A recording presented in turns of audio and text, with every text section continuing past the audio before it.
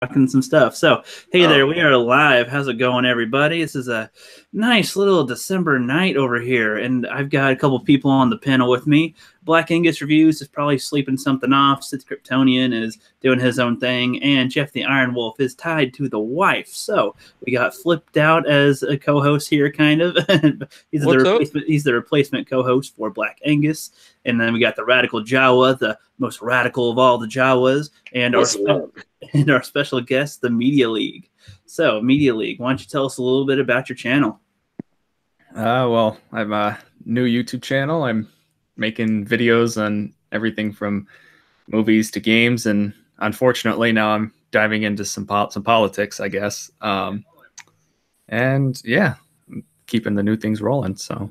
Yep, that makes sense. Makes sense. I mean, yeah, politics are kind of going hand in hand with entertainment these days because, as Geoff TheIronWolf was pointing out in some of his videos, I mean, the Article 11 and 13 stuff really affects our entertainment, which sucks, especially even if you have a big YouTuber over here that has a lot of followers. They could take a huge nosedive from people in Europe and whatnot that that has to do with that. But we'll talk about that a different day. That's why don't you tell us a little bit about goals for your channel? So you have a few videos up, and what are some of your goals? Well, I mean, I'm sure I'm like everybody in that the goal is to turn this into something that could be a pretty sustainable side hobby or job, I guess. And if it goes any greater than that, that would be awesome. Yeah, I guess I'm just trying to say some things that I feel like aren't being said. Like, I try to take some different perspectives. That works sometimes, but usually I put up a video and then I find somebody that did it better than me. So I don't know. Your one about Fox and Marvel and Disney and stuff, that one was pretty well done. And people have talked about that subject, but the way that you did it was really well. Oh. All right. Yeah. Often it takes a certain point of view. I mean, to be honest, it's a line I'm using, but it really does take a certain point of view to get an interesting point across. Even if someone's already said it before, they might not have said it your way. So what I said to you was true from a certain point of view. Yeah. I figured somebody was going to say something like that. A certain point of view? No. I lobbed it right up there. Exactly. So I'm going to address the chat real quick. So we got Darth Tico up in the chat. It says, "What's up, rookie? Congrats on 300 subs. Thank you very much, Darth Tico." Jedi Rider Gaming's in here. He's like, "Hello, what do we have in here?" And we got Stony McInternet Douche, the best douche of all in the world. And he says, "Narrows eyes. Hello, rookie." Yes, like a Japanese man. And Proper Jeremy says, "The Rookie Critic is pulling a Proper Jeremy." If anybody doesn't know, Proper Jeremy was a little late to a stream one time by 40 minutes. But, so, 7 minutes is okay. Kato Roan says the internet is for porn. That is not wrong. You guys disagree? No. I was just thinking last night, I was at a casino gig, but at the end of the night, they give away prizes, and they were giving away a tablet, an iPhone tablet, an iMac, actually, sorry. And I was just thinking, you drunk bastards, all you want to do with that damn thing if you win it is look at porn. Robert Jeremy still owes me a confrontation. Oh, he might be joining us. Maybe. He might. Sith Kryptonian won't be on here tonight, but that's all good. But we got the Riot Kitty in the chat. What's up? We got Yadsi Executed. Hi there. I think that's a German name or something. I don't know. And what's up, guys? Got Kato Roan. Laura, it's a short story. Good evening. What's up? Salty Nerd. What's up, Salty? And got Digital Pollution and the Lone Wolf Cub. Yep. All right, that is our crew in here, and we'll be getting probably a few more as we go on. So, with the basics out of the way, oops, I almost dropped something. Does anybody have any topics that you want to bring to the table to kick us off? Oh, God. I did not prepare for this. That's okay. Want to start with the Marvel trailer? The Miss Marvel? Oh, that. Okay. I got a lot to say about that shit. It's shit. Okay. Well, but really, to be honest, I didn't like it at all.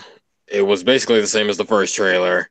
Brie Larson did not change her facial expression. It was just basically a mannequin, and I I hate the way she says her lines too. God, sound like one of those pretentious valley girls. Like, I'm not gonna fight your war. I'm gonna end it. Like, fuck. I'm gonna calm down. Yeah, I'm gonna calm down because I hate that line delivery so bad. I want to throw something. She says something about warrior heroes. That was horrible You too. noble warrior heroes. Like, okay. I didn't know that we need the extra word. Okay. it just seemed like, why'd you throw in that line, Brie? Because I And wanted to make it clear that this is what we want. Well, no, it's it doesn't matter. it's like if Wonder Woman said, "Amazonian warrior heroes. We are Amazonian warrior heroes. Don't forget that we are Amazonian warrior heroes." Sexist. Exactly. What did you think about it, Media League? I don't know if I'm that angry about it, but it's I'm getting like scarily enough. I'm getting like Man of Steel flashbacks with like the protagonist that's like a blank slate. That's not like, I feel like based on the trailers that we're not going to have any idea like who this character is. She's just going to like be there. And they're just going to tell us about her. They're like, she is this, and she is a powerful woman, and she is blah blah blah. Yeah, and it won't be showing us anything. They've already said. I thought I read somewhere that like she's apparently going to be like the most powerful superhero we've seen in the Marvel universe yet, and I'm like, okay, like like they said that she's going to like, be the strongest. Yeah, but it's like if she's an asshole, I don't care. I mean, like, I mean, if she's anything like her comics version, no, I'm not gonna give a shit. I'm not gonna watch anything she's in. yeah. And also because they didn't build her up so much. She just, I mean, she barely has developed much for us to give a shit. It's what she said off, on the record. Like she said, white men, 40-year-old white men, I don't care if they see my movie. That's not even months before the first trailer came out. She's already messed it up for people. It messed it up. It really affects everyone. It sits in the back of your mind when you watch the trailer. Right. What's that going to do to you while you're watching the movie, trying to enjoy a good Avengers type, I'm kind of curious though to see if zero white men went to go see it, what the numbers would be. It's like, you sure you want it to be that way? Okay. Oh yeah, in a way, it's an opportunity to send a message. Yeah, in a way. I mean, I still think it'll just be a generic Marvel movie, just in general. But I mean, watch her blame sexism and patriarchy and shit if that movie flops. I guarantee they will. I'm pretty sure they already have their countermeasures up to go, okay, who are we going to blame, which channels, which people, which, obviously blame the white men, of course, as natural standard. And, that's the basic programming, of course. So, I mean, have you noticed they reuse the same her hero tagline twice? Yeah, pretty much. See, it's kind of sad though, because one of the reasons I always really liked the Marvel films in the MCU is because I felt like they always did a good job of just making a fucking movie. Like they didn't bother with a lot of political or social messages. And then, Black Panther kind of turned that around. And I feel like this is the next step of that. And I don't know. I just don't want it to start being all about that. You know what I mean? Yeah, right. I just want to have a fun movie to watch, not worry about, well, is this good for the women's movement or the black movement, or is it just like Wonder Woman didn't even have to rely on that type of shit to be good. It just had to be good. And they didn't emphasize that she's a chick. They're just like, she's a hero, or she's a person that's going to save people. Like with the whole Captain Marvel is going to be the face of the MCU thing. I kind of don't like that they're trying to assign someone that role, because as far as Iron Man goes, yeah, he kicked it off, but he was not, I don't think they intended on him being the face. I think fans loved him the most compared to the others. So they're like, yeah, he's basically the face, and let us decide. But I do think though that he is like, he's like the central thread of all the films in some way. Like if he's not in the movie, his technology is, or his parents are, or like it's basically like, I would support that he is kind of like the centerpiece of it all. But so is she supposed to be the new centerpiece? Well, no, they said she's supposed to be like the new face, like the new main person of the MCU that leads off the new characters, No. the Spider-Man, Black Panther, all that. And it just seems like, I think if we liked other characters, we'll flock more to them than to her. And that has nothing to do with her gender. It's just, is she a good character or not? I still think that even if she's the most powerful, she could be an interesting character, but they have to write her properly. And based on the trailer, it's hard to tell if they actually do. I, in fact, doubt that they did, but you never know. I mean, trailers can be deceiving sometimes, I guess, but I don't know. I mean, in the last few Marvel trailers, they tend to show certain things that are different than how they play out in the movie, like in Thor Ragnarok and Infinity War. So maybe they're hiding her smile on purpose. I don't know. Sounds like a bunch of incels talking. Like when they hide out the Hulk in the Hulkbuster armor or something. I don't know. Yeah, they hit that well. What's up, just Angus? that damn deadpan bitch slap face. God, I just you can unleash your anger here, bro. You don't have to be tame. So every single time she appears on screen, I feel like I'm being called on by the cops. It's like she looks like she looks like she wants to call the cops on me every time I see her on screen. It's just like I don't see a hero. I see a pretentious, smug Twitter cunt. Okay. Oh, did you see that tweet from when she was at the TSA, like in October last year? Like, I merely smiled at a TSA agent, and he asked for my number. I understand what it's like. Victims like, I believe you. Like, yeah, I heard about that. Oh no, a guy asked for your freaking number, you goddamn Cabbage Patch Kid. Jeez. Cabbage Patch Kid. Okay. So I got a good one. Did anyone who had a favorite reaction review? Like mine was John Talks, but what was y'all's? I think mine was Jeremy Johns. He did not seem enthusiastic about that shit at all. Cool. I haven't seen that one. Honestly, the first one by Beyond the Trailer, because she's always talking like little subtle, trying to add in like feminist crap without being like overt, I guess. And her first trailer reaction to the first one, bland as fuck. She didn't care. Her most excitement was, "Oh, Agent Coulson." She was excited about the man. Yeah. I mean, people love Coulson, so true. He is good. Yeah, I like Coulson too. I mean, I'm still angry that they brought him back for story reasons, but I love Coulson, so I can see why. See, that's the thing too. Even though they brought him back, they used him well when they brought him back. It wasn't just oh, he's back and derp to derp. Him coming back became a back of the line plot thread for like 2 full seasons of Agents of S.H.I.E.L.D. and that made it kind of interesting and made different dynamics with other characters about life and death and stuff. And, they didn't just flop it around. So they can always do things that we don't like, but they could do it in a good way that we can go, well, I guess it worked out. Even though we didn't like it, still worked out, So, Stony Make Internet Douche said, Captain Marvel is going to suck and not in a fun way.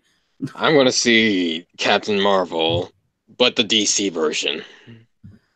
What is that like? I mean, where everyone is. That's the real deal. Everyone is depressed. Billy Batson is my Captain Marvel always. Oh, okay. Yep. Captain the Riot Kitty says Captain Marvel has the emotional range of a rock. I think you're insulting rocks too much, Riot Kitty, because they could do more stuff than that if you put you can make people feel sentimental for a rock. I actually compared her acting range to a plank. To a plank, yep. Hey, don't insult Plank from Ed, Edd and Eddy, man. That dude had much more acting talent. He did. He had much more personality. He had a much more compelling story arc. Yes. Okay, so what all do we do? So do we wait until the reviews come out as YouTubers and Twitter hounds? What do we do? Well, so I'll just say real quick, and then you guys can go. I'm just gonna forget the damn thing exists. Yeah, just for now, since we saw the trailers, we reacted. It's coming out in a couple months, pretty much that's all there is to it. We're having a few discussions here and there about it, but I mean, it's ultimately can't judge it until it's out. And if we see it, we can talk about it. But I mean, I don't know. I don't want everybody to overreact. This bitch with a fucking blah, blah, blah. It's just like because we expect it. So it's like don't be so surprised. With The Last Jedi, it kind of hit us by surprise. By now, we're seeing it coming, so we shouldn't be shocked if it hits the wrong way. It's just it was what we expected.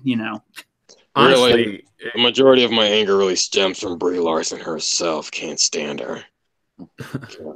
Yeah. What about you, Angus? Oh, I am complete. Unlike Jeff Hicks at World Class Bullshitters, I asked him this months ago. I think right before I contacted you, it's like, "Oh, you're gonna boycott, or should we boycott?" And he's like, "No, I can't," because he's got to like his channel clean from being accused of that on like B.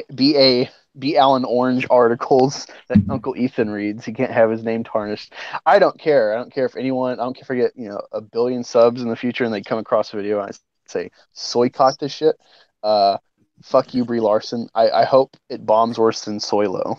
I am fully advocating a soycott. Marvel needs to learn to not even test these waters. They did it enough with Black Panther. It's cringeworthy enough then. It's worse with Whammon. Whammon.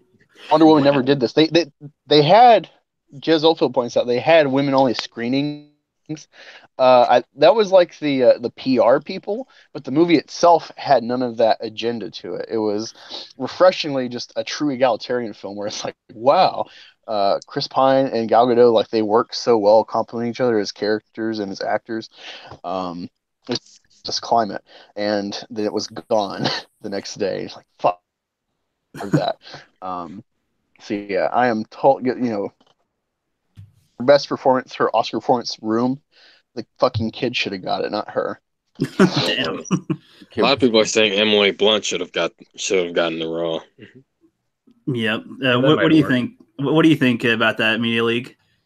I mean, I'm not gonna like flip out or anything. Like I thought that the trailer was just kind of like unexciting, but a lot of this I think is just like marketing and things like that. And I think that Kevin Feige and Marvel, like even for some of the political stuff in Black Panther, I was still able to enjoy it. I mean, at the end of the day, it was like every other Marvel movie. It's like the hero faces an evil version of themselves, basically. Like, the Hulk versus the Abomination, fucking Iron Man versus Ironmonger, and Black Panther versus fucking Killmonger. Wow. Thor versus Loki. Yeah, that's a good point. It's all the same shit. Captain America, Winter Soldier. Yeah, wow. Most of their villains are usually copies of themselves. Yeah, because that's, I mean, all except maybe Spider-Man with Vulture.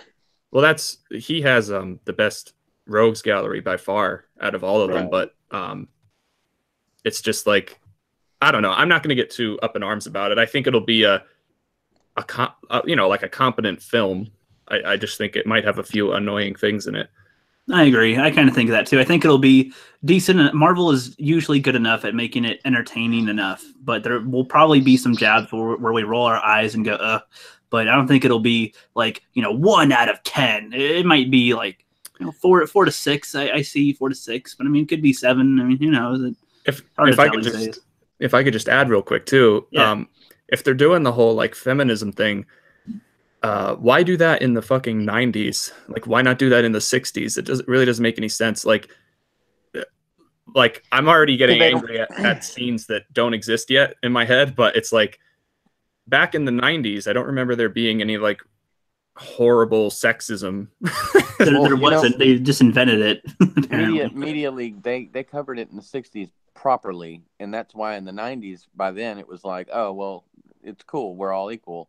Like, I don't remember there being an issue. I mean, look at Friends, right? It's not like they were making Ross and gosh, I don't remember all their names, but they didn't make them out to be little bitches while, everyone else walked around with their haircuts and, back bitch slap the guys, It wasn't like that. So you're right. But I think it will have almost just more annoying, like, nostalgia stuff. Like, right from the trailer, I saw a blockbuster, and I was like, that's kind of neat, but please don't make that the whole movie. Like, don't make a subplot about how they have to go to Blockbuster to get something, you know, like, I don't know. I feel what like what can we rent, guys? We have to return it in a couple of days. Can we make it back in time? No. Yeah. He's getting the popcorn. Let's go to Chuck E. Cheese. Yes. Hallmark Channel Jeremy says, I want Captain Marvel to take a cue from Manhattan of the Watchmen and be naked for the entire movie. I would go to the theater for it then. I am Dr. Manhattan. Oh, Dr. Manhattan. Okay, that's what he's talking about. I was like, Manhattan. I am personally not a fan of wanting to see Brie Larson in the angry nude. You know, we in The Last Jedi we had titty milk, and this time we're gonna have titty energy. I think. More like just But I don't know. I don't know how familiar you guys are with some of the stories, but it seems like one of the reasons why she might be so fucking weird is because I think she's not her the whole time. Like, I think she's a Skrull, and like that's why it's such a blank personality, because it's an alien trying to be her, but she's like I think when you see her upside down with the shit going into her head, the lightning, I think that's the actual person, and I think that the fucking bland ass, you know, robot is like her doppelganger, basically, because that's what happens in the comics with many characters with the Skrull. So I don't know. I'm just waiting to see. I guess I'm not gonna boycott it or soycott it. I would want that to be the case if they resolve it halfway through the movie instead of waiting the entire movie, because then we'd get to know this blank version the whole movie and then go, oh nope, that's not her. Look at this one by the end, and it's like, no, because then we still don't really like her yet. So if they would resolve that, if that's the case, halfway through or something, then we see the real her and she's got to escape or something. I mean, that could be something, but that sounds like a clever idea, and that probably would have taken them too long to do. So I don't know. Right now, I'm just waiting for the X-Men to appear, much to my dismay, and hopefully Rogue puts that bitch in a coma. Yeah, I can't wait to see that. That'll be fun. We had a conversation the other night. Gosh, I don't remember if it was Drunk 3PO or Roger the Shark, but we were talking about how it's possible that at some point we should turn down the volume on the hate. This particular movie, I'm not so sure, because I was just talking with Prodigal earlier today about this. I'm not so sure we should definitely turn down the hate, but like definitely, she's already put her words in, and to not seem like the hateful white males that they look at us like. No, I thought you were going to say that we are. No, that they think that she projects us to be. Mm-hmm. Well, see, Angus is the horrible white male of all of it. No, hey, I got my minority shield. Yep. You're the horrible white Jawa, horrible ethnicity non-definable Jawa. Yeah. I think I'm actually gonna make a video on that, though, of like, I think some of the stuff, I mean, yeah, it's fun and it gets some laughs, but I think it honestly is counterproductive. Like, if one side is already calling the other side names, if you start calling names back, it's just gonna continue in a cycle. And like, I feel like you could still make your points. Like, if this movie comes out and they're trying to push weird shit, like, I'll take it apart, but I don't have to like use any of the buzzwords or these damn fucking NPCs stuff, right? Which we do tend to say quite a bit, it seems. But yeah, I kind of agree with that. I mean, just responding to what's there without letting it drag for so long, and kind of getting over it at some point. But I don't know too, because the fact. I thought that we could just ignore it, kind of, and ignore it and it goes away. But the fact that with the "Baby It's Cold Outside" song got like pulled from actual forums or something, okay, that means that from a radio show, them whining about it made it happen. And I don't know what they're gonna do with Charlie Brown or Rudolph or whatever other ones they're gonna have a big deal with. But if they are able to actually make change, then I don't think we should be quiet either. I don't know what the solution is, but Rookie, go ahead. I already heard quite a few, because I'm always in hotels this time of year. I already heard quite a few Christmas songs with the lyrics changed. I can't repeat exactly the songs, but I was like, what the fuck? That's not the right lyrics. And I know that it was PC. I mean, because you can pick it out, you know? Right, but if it was on the radio, don't they usually block stuff out anyway? If it's like, but okay, never mind. If it's a Christmas song, it's usually not any profanity. What are they anyway. blocking? Well, I think it was Rudolph the Red-Nosed Reindeer. Can they have a part where all the reindeer hate him or love it? I can't remember the song exactly. You know what I'm saying? But they made it real PC where like they were more like, I don't know. Instead of using like making fun of him or something like that, they used like different words. I was like, what the hell? They made fun Jonathan, of you still have and call them names. That's it. They changed that part. That's it. Mm-hmm. Yep. What? I'm serious, man. It perked me up. I was busy working, and I was like, what the hell? Yeah, Stony McInternet Douche says in the chat, he says, isn't the entire point of Rudolph movie that it's wrong to hate people just because they're different? Yeah, that's a good point. I mean, yeah, and I watched Doomcock's video earlier where he said that Perseus the cat wrote him like a huge essay thing about the Baby It's Cold Outside and how that song is usually not heard in full. There's like a full 4 or 5 minutes to it, and when they would broadcast it, they'd only play 2 minutes of it. And the second half is where they literally say the same lines, but the genders are switched. So instead of the guy trying to get the girl to stay, she's trying to get him to stay. And and when they say baby, what's in this drink or whatever, what's in this drink, it's like, oh, you're making me say stuff that I wouldn't normally say. It's not, oh, you're gonna roofie me like Cosby or something. It's like, yeah, it just seems like not enough of us do enough research, and I'll admit that I don't always do the most research either, but I wouldn't try to get something banned before researching it, and people shouldn't pull it before knowing. If they know the context of the history, you shouldn't pull it, even if they're complaining. Good. I saw on Facebook there was a radio station in Cleveland. They polled on Facebook, and it was like 90+% said keep the fucking song, and they still pulled it. Wow. What? Yeah. Why? Like this is how crazy it is. Like, Yeah, I think people just need to get a tougher skin. This has been like the 90s, slowly but surely, with like Christmas decorations. But I don't bother people when they put up, Mary and Joseph and baby Jesus nativity scenes. It's like, do your own thing. It's fine. I'm fine with every religion having their symbols up for the holidays, as long as, like, I'm all for like arguments when it's like exclusionary and it's like only Christian or whatever. But like in general, governments know not to cater to one side, so it's just getting crazy that they're letting the minority of thought rule. I don't know. I still hope it's just a phase.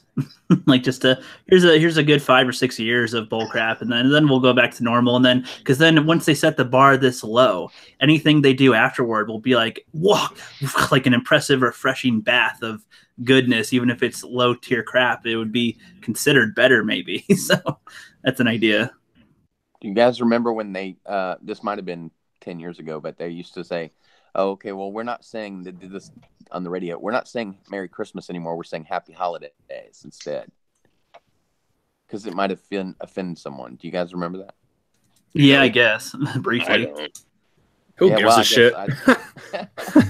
I mean, like, literally, I couldn't switch myself from saying it, and I actually insulted some lady. I said, Merry Christmas. She was like, it's Happy Holidays. I'm like, all right, fuck you. I'd be like, I could say, shut up your ass, but I chose to say Happy Holidays or Merry Christmas or whatever the hell. So, I mean, what's the difference? I don't. What is the difference? If anybody says Merry Christmas, to me, it's just that's them saying, yeah, it's holiday season. How do they manage to turn Happy Holidays or Merry Christmas into a fucking divisive weapon? How do they do that? Religion. I remember seeing a guy cry about the Starbucks cup, like not having snowflakes on it, and I was just like, why is he? They're trying to take Christmas out of coffee or something. I'm like, what the fuck are you talking about? It's a cup. Are you collecting cups? No. Why are you crying? It's a device to hold your drink, your beverage, when you're cold and you have something hot. I don't. Yeah, Starbucks. was like crying They about did it how on purpose. They're really snarky about it. It's not like they didn't just do it like, yeah, we're just gonna be nice to everyone. They're like, oh, look at us, we're not saying Christmas. Like they made a point when they took off their cups, or if they took like whatever it was. Like they were really snarky about it because they were being like PETA, where it's like ridiculous conversation starters. Yeah. Oh, yeah. We're not gonna say Merry Christmas anymore because we are edgy and shit. Oh, fuck. Yeah, Mom, get out of my room. I'm edgy. And get out of my room, Dad. Yep. Digital Pollution in the chat says, check out an old punk tune called Woman by the Anti-Nowhere League. One of them, first half, second half records. Oh, okay. That's a interesting suggestion. I've never heard of that. Sounds like a long name. Holy crap. Listen to that. and then what was it? Stony McIntyre says, Minority of Thought, the THOT. That hoe over there. What does that stand for? That hoe over there. Oh, yeah. Over there. Speaking of thoughts, that all those thoughts getting sued by the IRS. I was like, all of them are getting friggin' destroyed by the IRS. Like, oh, you done it now. You start evading your taxes and committing tax fraud. The IRS is the last group of people you want to piss off. Indeed. That's how they got Al Capone. But they're incentivizing you to report people. Like they pay you a good reward for evasion. Yeah, I was like, oh, I'm getting paid. Oh, I'll go. Okay, cool. Like, I'll be right back. I'm gonna get rich off these hoes. Hell yeah. Tim Whitfield in the chat says, how many of you guys played the homogeneous entertainment games Spy Fox, Fetty Fish, Putt Putt, Pajama Sam when you were younger, or have you at least heard about them? I have no idea what you're talking about. I have never heard of these things in my life. What's Pajama Fam about? I don't. It's a Pajama Sam. I have no idea, man. I have never heard of that. I'm a '90s kid, and I don't. I mean, the N64 with Mario and all that stuff was my main jam. So, oh wow, what's that under your pajamas? My Sam. His name is Sam. Yep, wearing them pajamas. Proper Jeremy says, I say Happy Hanukkah to my Jewish friends, and nobody gets upset about that. Well, that's good. I'd say Happy Kwanzaa to my black friends, and nobody gets pissed. No, they. I think everybody would go, what the fuck is Kwanzaa? Is that somebody's name? Here's a piece of corn. My daughter Kwanzaa is what I would think when you're saying that. I'm like, here's a piece of corn. Happy Kwanzaa. Yeah. But yeah, see, that's the thing, too. You could say almost anything as if you're saying, have a good day, but just saying something different. Just, it's kind of how dare you cultural appropriate the Roman culture shit. Just like, I'm like, I don't get these people. It's like all y'all doing are just plagiarizing a pagan holiday anyway. So yeah, pretty much. What about Happy Festivus? You remember that from Seinfeld? I never watched that show. Oh my God! Somebody out there has got to know what Festivus is. I've never watched Seinfeld. Unfortunately, I'm an uncultured swine. Yep, join the club. I'm just an old fart. My bad. It's funny. Adam Shahan says, "What's next? Grandma got ran over by a reindeer is elder abuse." That wouldn't surprise me. Or how about I saw mom kissing Santa Claus is probably promoting adultery. Or no, they'd say instead of I saw mommy kissing Santa Claus, it'd be I saw mommy charging Santa Claus with sexual assault.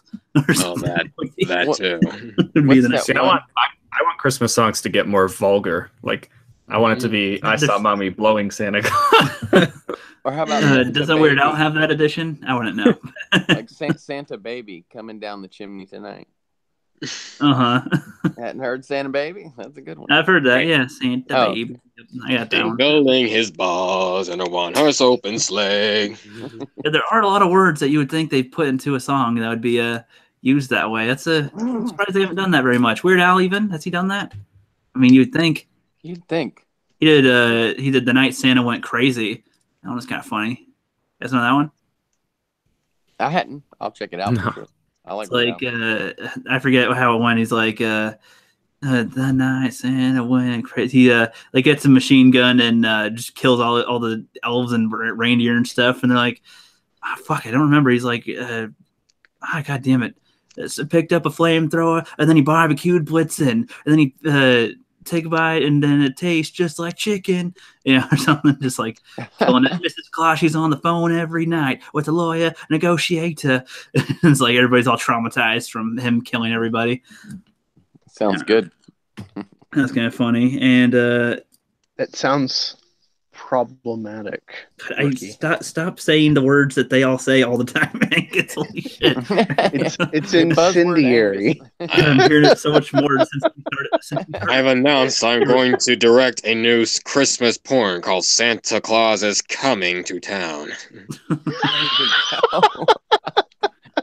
If you made a YouTube channel and you replaced the words in a song just while they're playing and just said "coming" or something, just like in the middle to replace the words, that would be a lot of hits. I think that'd be pretty funny.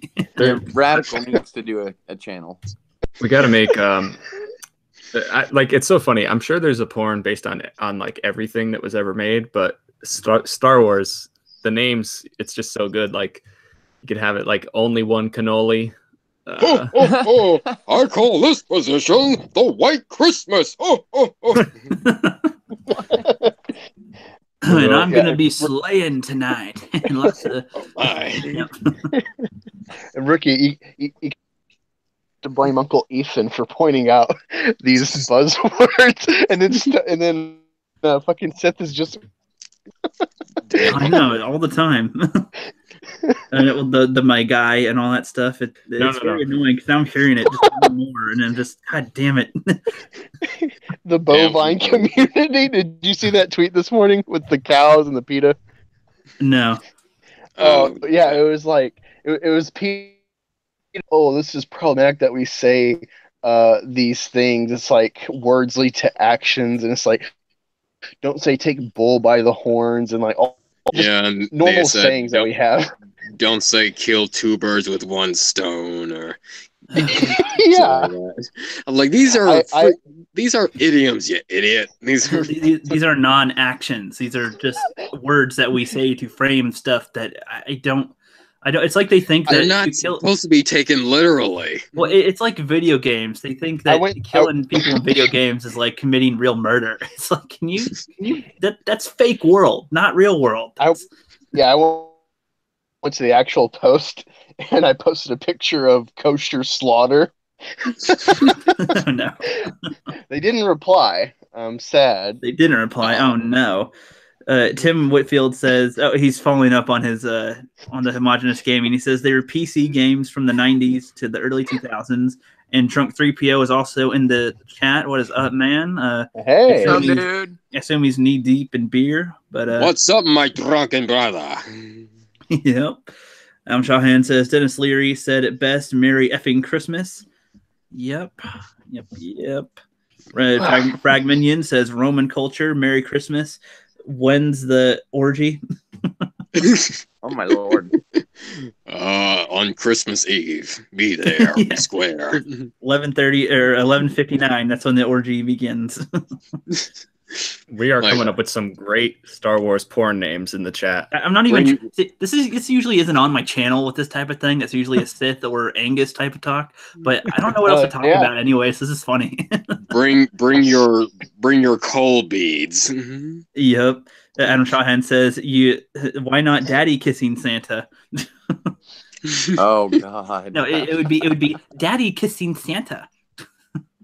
Right. with the gayer undertone. Gayer. Or daddy kissing Santa. Dude, I made a Therm Scissor Punch joke on someone's Twitter. They said something about Therm Scissor Punch after they were replying like a Soilo meme, and I said like I was disappointed I didn't see two lesbians conjoined at the vaginal lips or something. I was like, And then, like, clearly I'm just mocking it. The name Therm Scissor Punch. Haha. And someone's like, "Oh, why are you so offended at the thought of a gay person in a movie?" I'm like, "What the fuck? Like, do you not see the joke?" Yep. They literally can't see the joke. No. Well, that's the thing. They don't have a sense of humor. Yep. They're so offended by everything that they can't comprehend humor. That's the problem. It's like that's the problem, because they're so devoid of humor. They're afraid of offending somebody, and that's why they can't laugh at anything. If they can't be funny, you can't be either. Nope. No, and the more they push it, the more the more vulgar comedians are funnier, because they actually say stuff that you don't hear anymore, and it's like, can we get some of that, please? Just some more, just without them being careful and tiptoeing around a joke. You say a joke. I don't know. The Riot Kitty in the chat says, "Well, this is getting really porn-like in here." We'll change the subject. We'll change it up in a second. Proper Jeremy shall be joining us momentarily, and I'm pretty sure that we have a few things that we wanted to talk about. It's gonna get a little more proper in here. You know, speaking sorry. Go ahead. I would say Fragminion says, "Yeah, funny that Rookie thinks the porn nonsense will ever stop." Yeah, with you guys, it just doesn't. It just continues. Well, you I know like me. this guy already. If Well, I you know may me on- interject. You know me on my Twitter. I post a lot of anime titties. Yeah, but I've noticed your Justice League stuff. I'm always like, where is the? I'll keep scrolling. I'm like, I don't like. I'm in the library. I don't want someone to walk up behind me, you know. And Yeah, there's a lot of anime titties. it's like I appreciate it. This is the wrong place. Yep, I mean, you can always just Jeremy look has it up joined by us. typing TIDDY. That's how I spell it. That's good. That's good. How's it going, PJ? Hello, how are you? It's doing good, man. Hello, Enjoy- improper Jeremy. Enjoy our discussion. Uh, No. very filthy discussion. You filthy animals. Radical Jawa meets proper Jeremy. This is a history in the making, fellas. This is something that needs to happen. This is Pleasure bigger to than meet Alien you. versus Predator. This is bigger than Godzilla versus Kong, and this is bigger than Infinity War. Did we Yeah. even have a rivalry? What's going on here? What are you talking about? I don't started know. it, and I'm going to finish it. Wait, He's no, like, I gotta meet this guy. Like I started this rivalry, and I'm going to end it there. Captain Marvel quote. Okay. Nice. All All right. right. Captain Are you Marvel done? quote. In the most snotty high school girl way possible. Yes. All right. Yep. Nice No, to meet no. everyone here. Yep. Hey, yes, this is Media League as our special guest. Say hello, Jeremy. Hello. Hello. I already said hello. Hello. Improv. Hello. Hello. And the Moist has joined us in the chat. Perfect time. He's soaking up the chat because it was getting real dry. Mm. I actually didn't see your message until just now, so Going- oops. Okay, Going I'm in glad you dry. know that. Yeah, I didn't know I was allowed to join immediately. I was just like, okay, I'll just wait until he says something. All right, But you get- hey, It's been almost an hour already. Holy shit! Oh, feel I it's know. only been 10 minutes. It feels. I know you flying said by, like an bro. hour in, so I just wanted to just respect that. And we were- just Jingle whatever. bells, deck your halls. We were talking about that for that long. Holy shit! Oh okay. yeah. So proper Jeremy, for the sake of keeping our 22 viewers, let's change up the subject. I suppose you said you wanted to talk about Sith with this, but since he said he's going to bed or something, so you want to bring it up anyway about the. Oh Galaxy yeah, Adventures do you thing or remember whatever? the conversation that we had? I know that Flip and Black Angus and yourself and I were in Sith's stream on Monday. Yep. You fellas remember that? So Jeremy was watching it, and he had a response video. Well, not a response video directly to it, but we were talking about the Galaxy Adventures. Those little cartoon things that really aren't worth our time to complain about, in all honesty, because it's just a silly little thing that they do.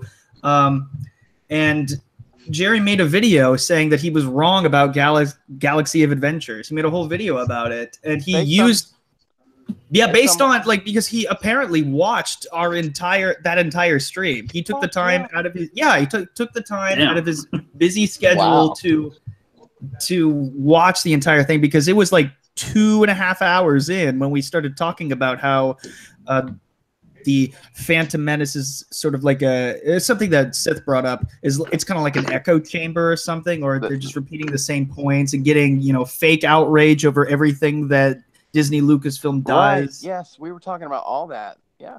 He could have easily just like listened to the first 10 minutes and be done with it. And he tweeted saying, I'm watching it right now.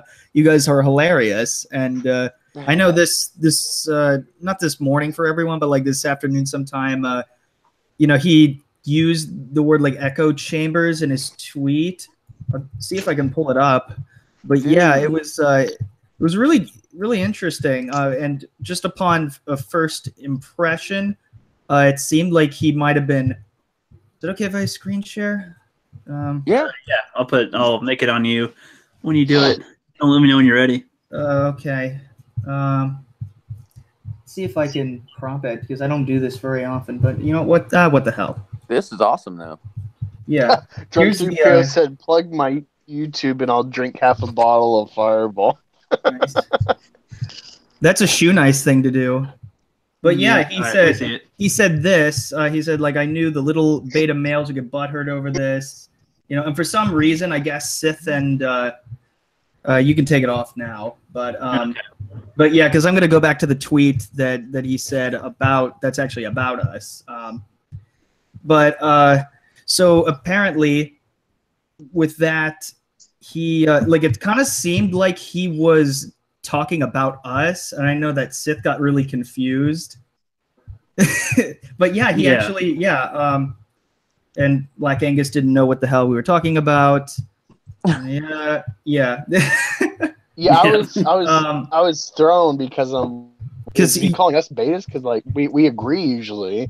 No, and that like God forbid that we give him actual good feedback. That might actually help him improve the channel, because he's that kind of guy who will actually listen to you, unlike Lucasfilm. You keep showing the gay frogs tweet. What? Where's that? I'm a gay frog.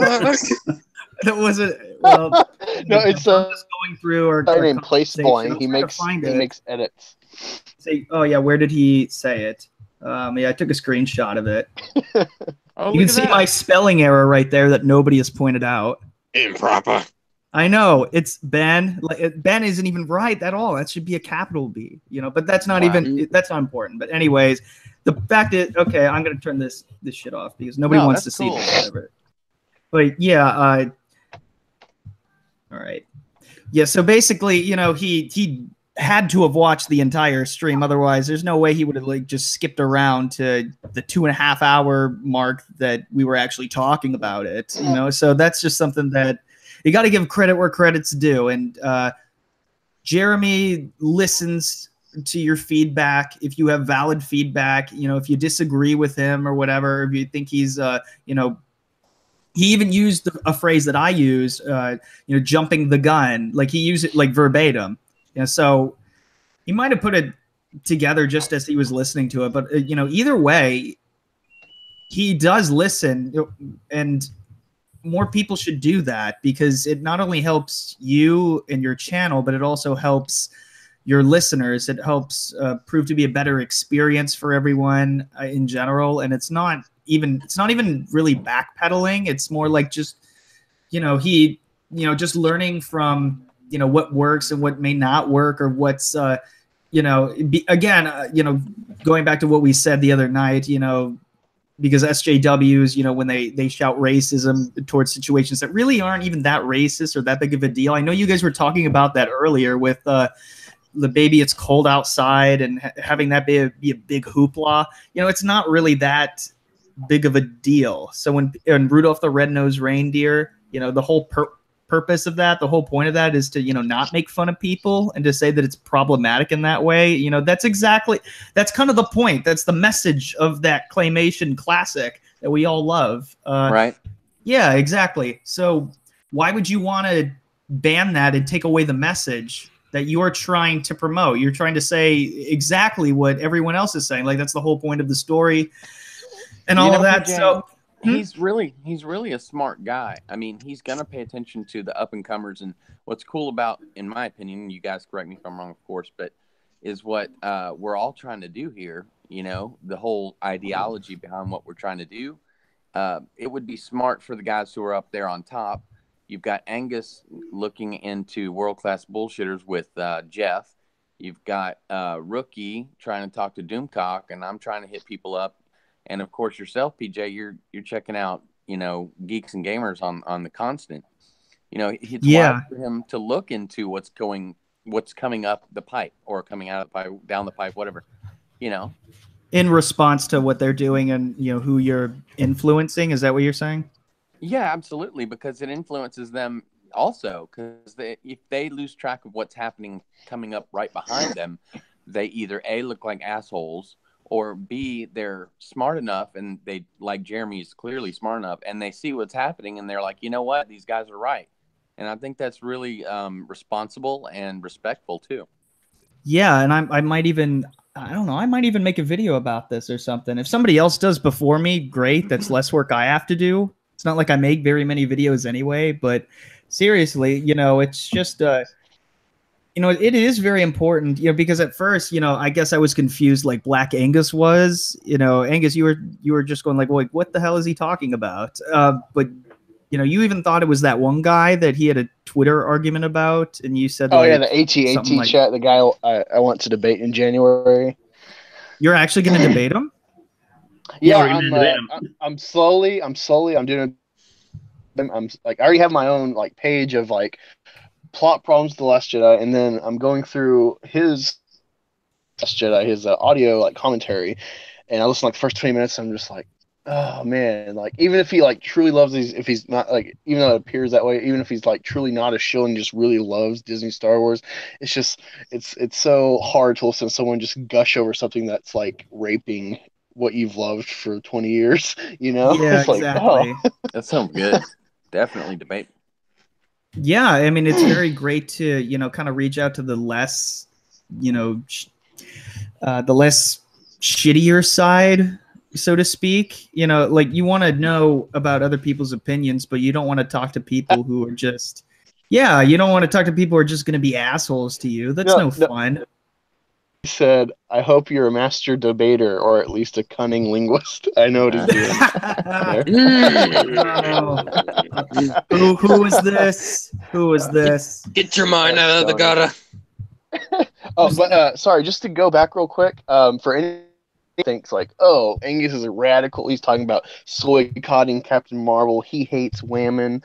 I went to wife wanted to, and I'm like, whatever, DC sucks, but I'll go see it, whatever. And I came out, I'm like, wow, that's like a solid 8 out of 10, if not higher. I love the performance of Godot. The naivete, I hope I'm saying that right, that she presented was just like, wow, this is great. Like, she's a goddess, but she's so naive and dumb to the real world. But on top of it, I love Powerpuff Girls. When I was a kid, I got my mom would make insinuate I was a fag for liking Powerpuff Girls and realize it was a very masculine show. And I'm introducing Reed to it, and he loves it already. And I'm just like so happy that I'm passing this down. I don't care if it's a woman or not, or if it's a girl. I just want to make sure people don't take that away from that view from me. That oh shit! Brandon Moist is in here. Yeah. Having an all-star cast tonight. The Brandon Moist meets the proper Jeremy, meets the Radical Jawa, meets the Media League, meets the Flipped Out, the Black Angus, and the Rookie. How deliciously moist. Yes. I'm not going to make any moist jokes. Just saying. You just did. Rookie, you didn't expect a big turnout. Now you got like the largest one ever. Well, yeah, because wasn't sure who was responding. Nobody was responding to any of the links. So I was like, I'll just check on another link, and I'll just check on another one and another one. And now everybody's in now. So It's great to have everybody. Yep. So how's it going, Moist? Oh, it's going well. I finished up my class a little early tonight, so glad to join. Oh, nice. Hell yeah.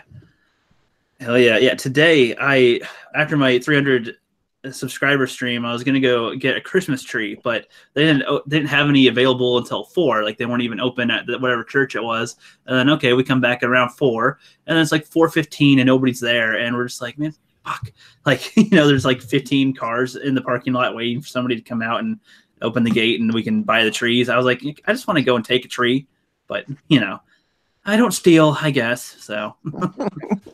Anybody else got their Christmas stuff all set up this year or not doing it this year? Oh, I'm all set up. I ain't doing it this year. Maybe next year. Yeah, do Jawas have Christmas? No, I'm just kidding. Well, we don't You don't have to retract your joke immediately. We don't celebrate Life Day, that's for sure. Oh, that's a good one. Good. Immediately. What about you? I'm kind of not doing Christmas. Really, I'm gonna go to Iceland. So I'm gonna go over there Gotcha. a little bit. That's cool. Good move. Is this for real? Lupus Quadrin says, "Is proper Jeremy a boy or a girl?" What the fuck kind of question is that? You're angry. I mean, you had transition back. That's funny, dude. Hey, so there's another. Who said this? That was I can't pronounce the name. It's like Lupus Quadrin. Lupus Quadrin. What? Yeah. Yep. I'm subbing to your channel. That's good. Hey, while you're at it, there's another newer YouTuber in here, the Open-Minded Movie Man. He's got a few subs. He just started his channel back up again, and he'll be posting some stuff sometime soon. And he could use some subscribers, so subscribe to the Open-Minded Movie Man. And while everybody's at it, seriously, check out each other's channels in the chat. Earlier, Riot Kitty was at 27 subs, and then after the stream, she had 35 subs, and the 6 Scale Combat jumped up a few. I hope Sith jumped up a few. He should be at 150 by now, right? Did he tweet anything earlier? No? I haven't seen anything yet. And then it looks like we also have the Bosk in the chat. And from what Angus tells me, he's also a brand new YouTuber. So check out the Bosk and his channel. We'll be expecting. Yeah, he's going to be on my. Yeah, go ahead, plug. Oh yeah, the Bosk. I invited him to come on to utter. You cut out if you're talking. Oh, I'm so sorry. So the Bosk, he's a new YouTuber. I saw him in Geeks and Gamers early on like a new video at the time. He's like, "Oh, I'm inspired to start a channel." So I'm like, "Hey, hit Ricky up on Twitter and we'll help you out." And he put up one video saying like, "My channel's about like I love the prequels," and then he's already put up like stuff, and it's already got 5 subs just off the bat. And that's before I even plugged him on my Twitter. So I'm excited to talk prequel shit because I have to always like give credence to the original trilogy and like I'm a Darth Maul guy. I'm a Revenge of the Sith kid. So it's gonna be so fun. I think he said his favorite movie subjectively is Attack of the Clones. So it's like, ooh, this is gonna be a very unique take. Because Attack of the Clones is their favorite. So come by Friday afternoon, 4 p.m. Eastern. It's gonna be fun. Hell yeah. I like that. Getting new YouTubers all the time now. I'm loving it. And so Media League with you, I was gonna change up the topics up a little bit so we can actually have something. It seems like we've just been going around and around for a full hour so without a topic. So there's been the Disney live action stuff going on. The Disney live action CGI reboots. What is your opinion on those? Boy. Like, what's the point? Like, especially with Lion King, like I could kind of see if there's people, something like Beauty and the Beast or something like that. But what's the point of basically making a 3-dimensional computer cartoon out of a cartoon? Like, why not just re-release the original one? And I like you already. Yeah, I think we're gonna get along just fine. Those are my thoughts exactly. It's not even really live action at all. It's just It's just CGI. another type of animation. It's just all CGI, and Well, the only sort of motion capture, would be like Rafiki, and that's all that they would actually film with a camera. The rest is just in a studio. Like, it's just what's the point besides getting into this like quote unquote live action cash grab thing? With Aladdin, it makes sense. With the Jungle Book, at least you have one character. But when there's just none of them are human at all. There's nothing real there. Like it's like. What do you think they really found something that's kind of looks like Pride Rock and they filmed that? No, I don't think so. Yeah. So It's like calling Dinosaur a live action movie. Oh yeah, that's a good point. Well, funny thing. So I hate everything. The channel. I know a lot of people doesn't like every video he puts out, but he did make a good point on his opinion on live action stuff, and he thinks that instead of making them live action or the CGI stuff, why not just update them to 3D animation, like the Frozen style and the Wreck-It Ralph and stuff, instead of, if they want to take it away from 2D, instead of doing live action, just make it 3D animated where you could still add some spectacular effects without making it seem extremely pointless and ugly and will age with time. I mean, all the CGI live action stuff will age poorly. That's where animation doesn't. Go ahead. I hate to be like Mr. Plinkett here, but it's like, make something new. Yeah, I agree. How I feel. Yeah. Make something new. Something new, please. Anything. Right? I love Plinkett. Brain dead. Like Disney was so great with Pixar and having so many amazing original stories come out, especially even in recent years. But to be so lazy as to remaking your own movies, it's astonishing. I mean, they didn't even bother to recast Mufasa at all. Like, I was told, like, I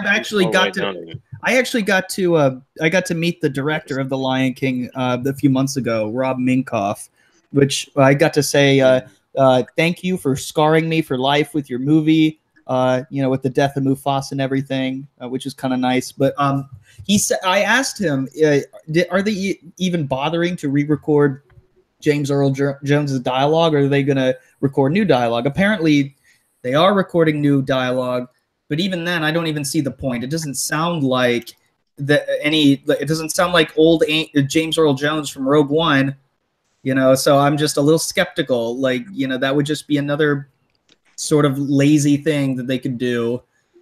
I don't know if, like, yeah. Yeah, I mean, flipped out. What's your view on it? Flipped out? Well, sorry. What was my view on what? On the Disney live action remakes lately. What's your opinion on that? Cash grabs. Cash grabs. They have the ability to do it. So somebody thought, oh, won't this be neat? I mean, I never watched a lot of those anyway. I did catch The Lion King because my girlfriend, when I was 16, had to see it. So it was actually not bad. Don't get me wrong. Didn't they say that Black Panther's pretty much the same movie as Lion King anyway? I mean, it's not really. I don't think so, really. But no, my cousin said the same thing about. Yeah. Yeah, I guess I saw that episode, but yeah. Yeah. So is that all on that for you? For me? Oh yeah, guys. Sorry. Yeah. No, I was gonna say, if you had more. I mean, go ahead. I mean, it sounded like you're gonna go with more with that. The live action, no, but I really think that it's a cash grab, because why else would you remake it? I don't know. Well, I guess, I mean, so did you like any of the live action remakes so far from Disney? Like the Jungle Book or Beauty and the Beast or whatever? Didn't see any one of them yet. It's not because I don't like them. I just haven't. I know they're not even appealing, really. They're I mean, at least the animations look colorful in the 2D, but in the live action ones, it looks all dull. Moist. What's the Moist take? The Moist take is that I also think it's just a cash grab, but I just don't understand why they constantly need to bring up these classic hits, from the 80s, 90s, early 2000s. It's like, okay, you want to, and then try to push like a progressive, some sort of SJW narrative probably surrounding them. Looks like Lion King's going to be a straight up copied. I'm not familiar, like Jungle Book and all that with the new live action. I'm not sure if they changed anything, but it's just, it's like, create something new, damn it. Like, don't touch these classics. Just let them alone. Those that grew up with them, we're going to have those memories of seeing an awesome movie, or like having that initial scar of seeing, Mufasa die. It's like create something new so the new generation has that same emotional heartbreak that we had. Just create something new for everybody and don't just keep rehashing everything, because it's giving yourself kind of a bad look saying, hey, everything that we make kind of sucks now, but if we can just rely on these old classic movies, then we're just going to be good financially. But they need to do a live action Toy Story, though. I want real life Andy. I don't want none of this animated. Scary. That's good points, Moist. I think they should do, instead of a live action Toy Story, they should make like a different Small Soldiers one, like a better Small Soldiers maybe. Universal though. Well, yeah, but I mean, still in general, I guess. But if we're referring to Disney still, I think we're on Angus now. I think it's your turn to give your 2 cents. Oh yeah, so yeah, I'm definitely thinking the same thing. It's like, what's the point if you're quote unquote recasting James Earl Jones as the It's like shot for shot. But what's crazy, like when I first saw this, I got initially like, I wonder what box offices are for next year. So mainly Star Wars, but it was like a list of 10, and Toy Story number 4 comes out next year. It has a 1.05 billion projection, based off of like how at the time was projected at 850 millions. Your Wi-Fi is a little spotty or something. Yeah, it kind of cut out here and there for spots of that. Are you on your phone? Yeah. Okay.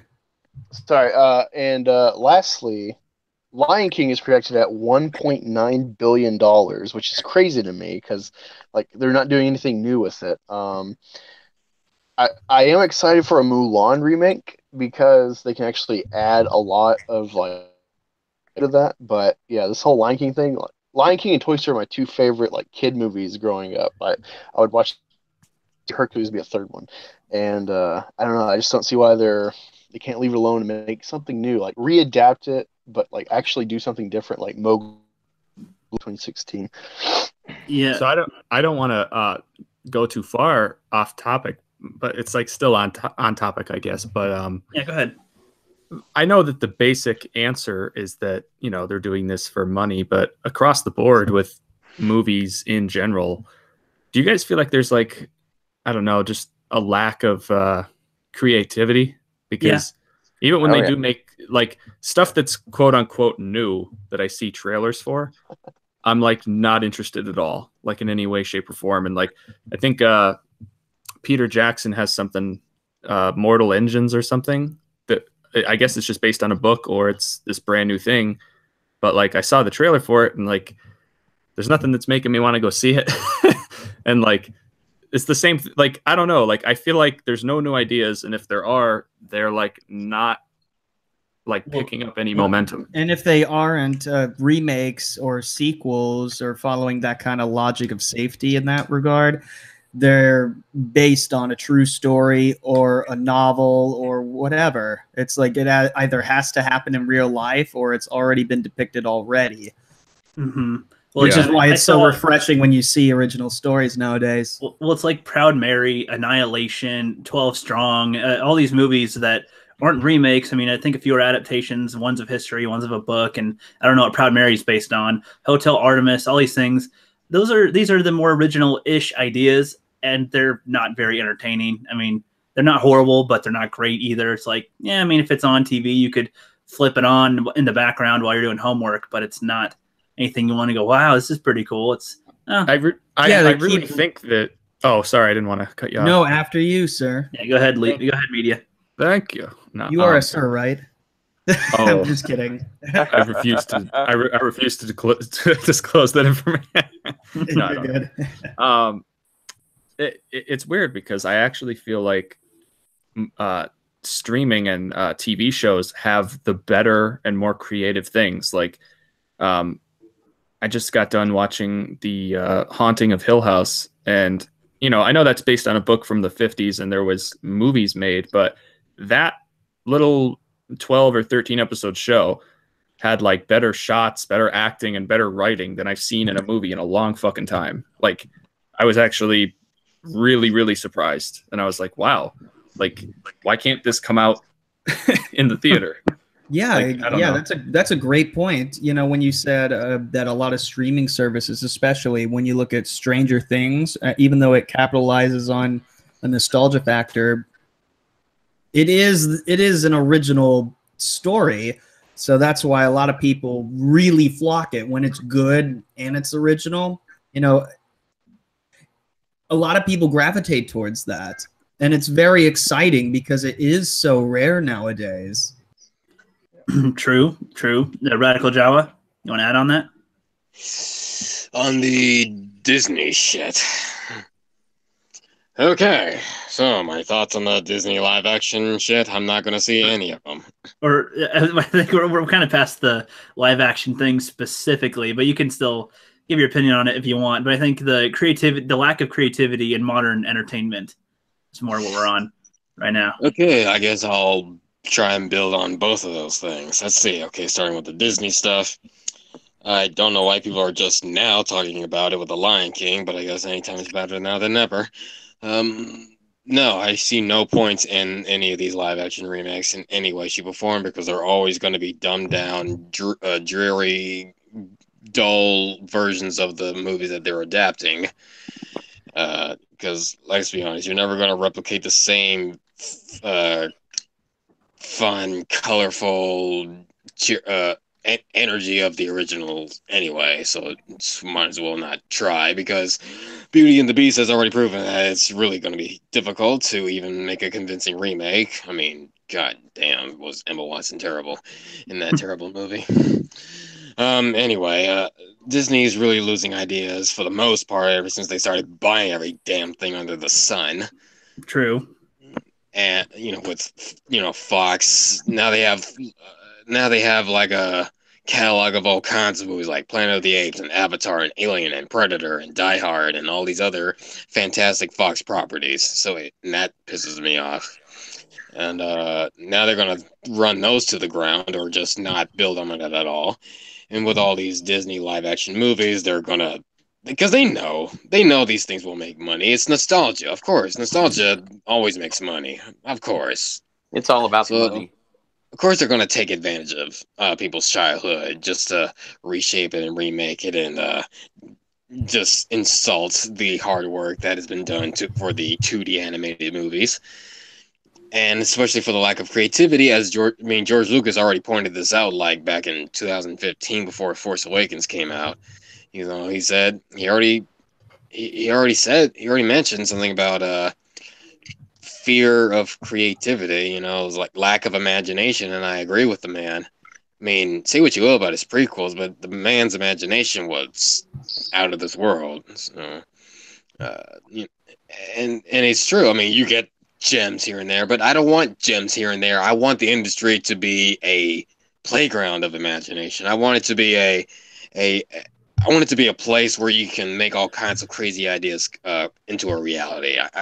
I'm sick of the politics. I'm sick of the SJW crap. I'm sick of the NPC shit. I'm sick of the condescension and I'm sick of all kinds of crap that's been going on in history, and it's really affecting entertainment. It's really killing creativity and the lack of ideas and the executives who don't know what the fuck they're doing.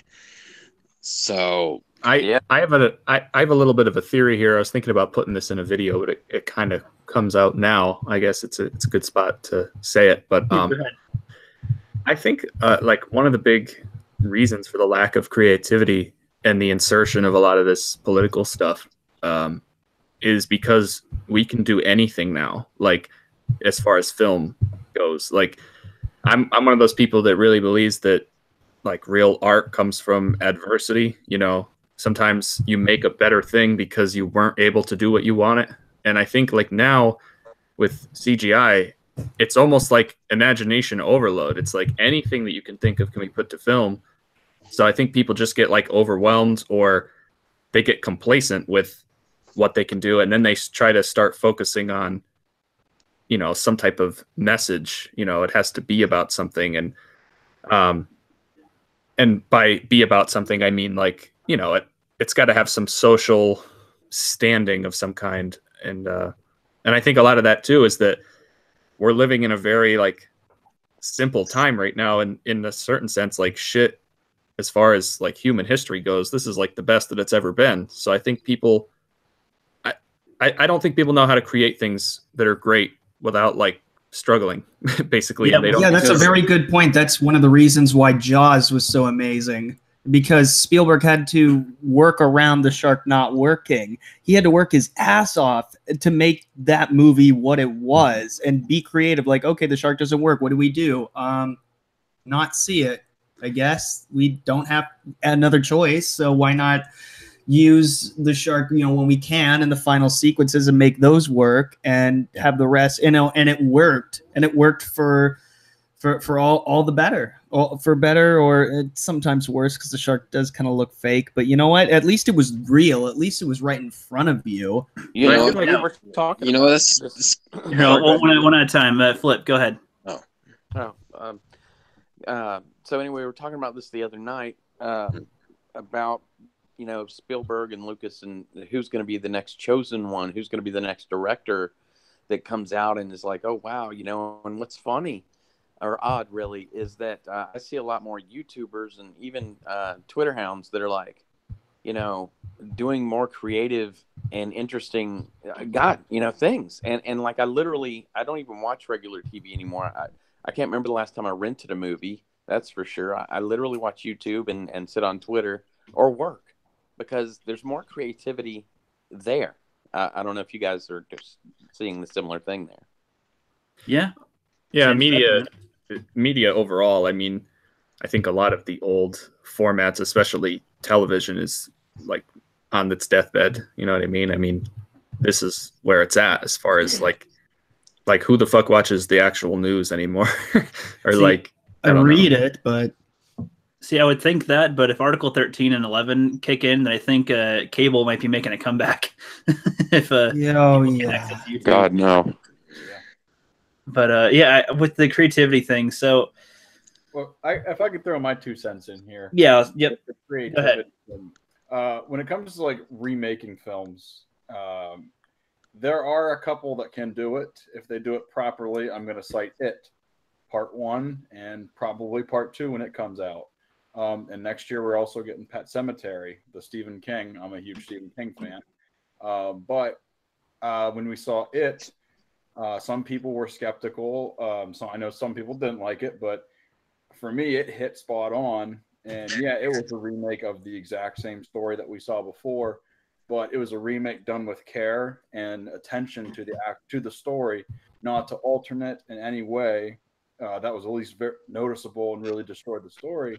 But I think that was a careful and well received and well respected remake. And I feel like if more remakes, whether it's The Lion King or whatever, it's a live action thing, as long as they can take the proper care to pay respect to the original story, then that can be okay. But I just hate to see a company, especially as big as Disney, and with the talent that they have probably in their studios, that they're just not letting letting the chain off of them. It's like, let them loose, let them be creative. I hate to see a Disney or a company like that just rely solely on remakes. Well, I think too, I think remakes only work if you can improve upon what was done. I think a lot of the reason why some of these are so fucking insulting is that some of these films are considered like the best films of all time that are being remade, and it's like it's the equivalent as if like somebody tried to paint the Mona Lisa again, and they're just like, oh no, well this is my version now, and it's like, okay, but like not just necessary. Not just that. Yeah, exactly. Yeah, no. To build off your point, it's not that. It's like, no, this is my version of the Mona Lisa. No, it's like saying, it's like somebody else, not just painting the Mona Lisa, but saying that is the Mona Lisa, and that is the one you should accept. And if you don't accept it, you are a horrible human being. You're a racist for some reason. If let's say if an artist, a contemporary artist, decided to make the Mona Lisa a black woman for some reason, it's just like, that's not the Mona Lisa. That's just you copying it, but having it a different race. That's not the. It kind of goes off to another point of, well, I guess that goes along with like recasting too, and making it the character not consistent. But again, it just is all dependent on if it improves it or not. Well, so with reboots in general, if there are ways to do them properly, and if you reboot them with a reason, like how are good ways to do reboots in a way? Because Proper Jeremy's dropped out. I think his signal goes bad. He'll come back in a sec.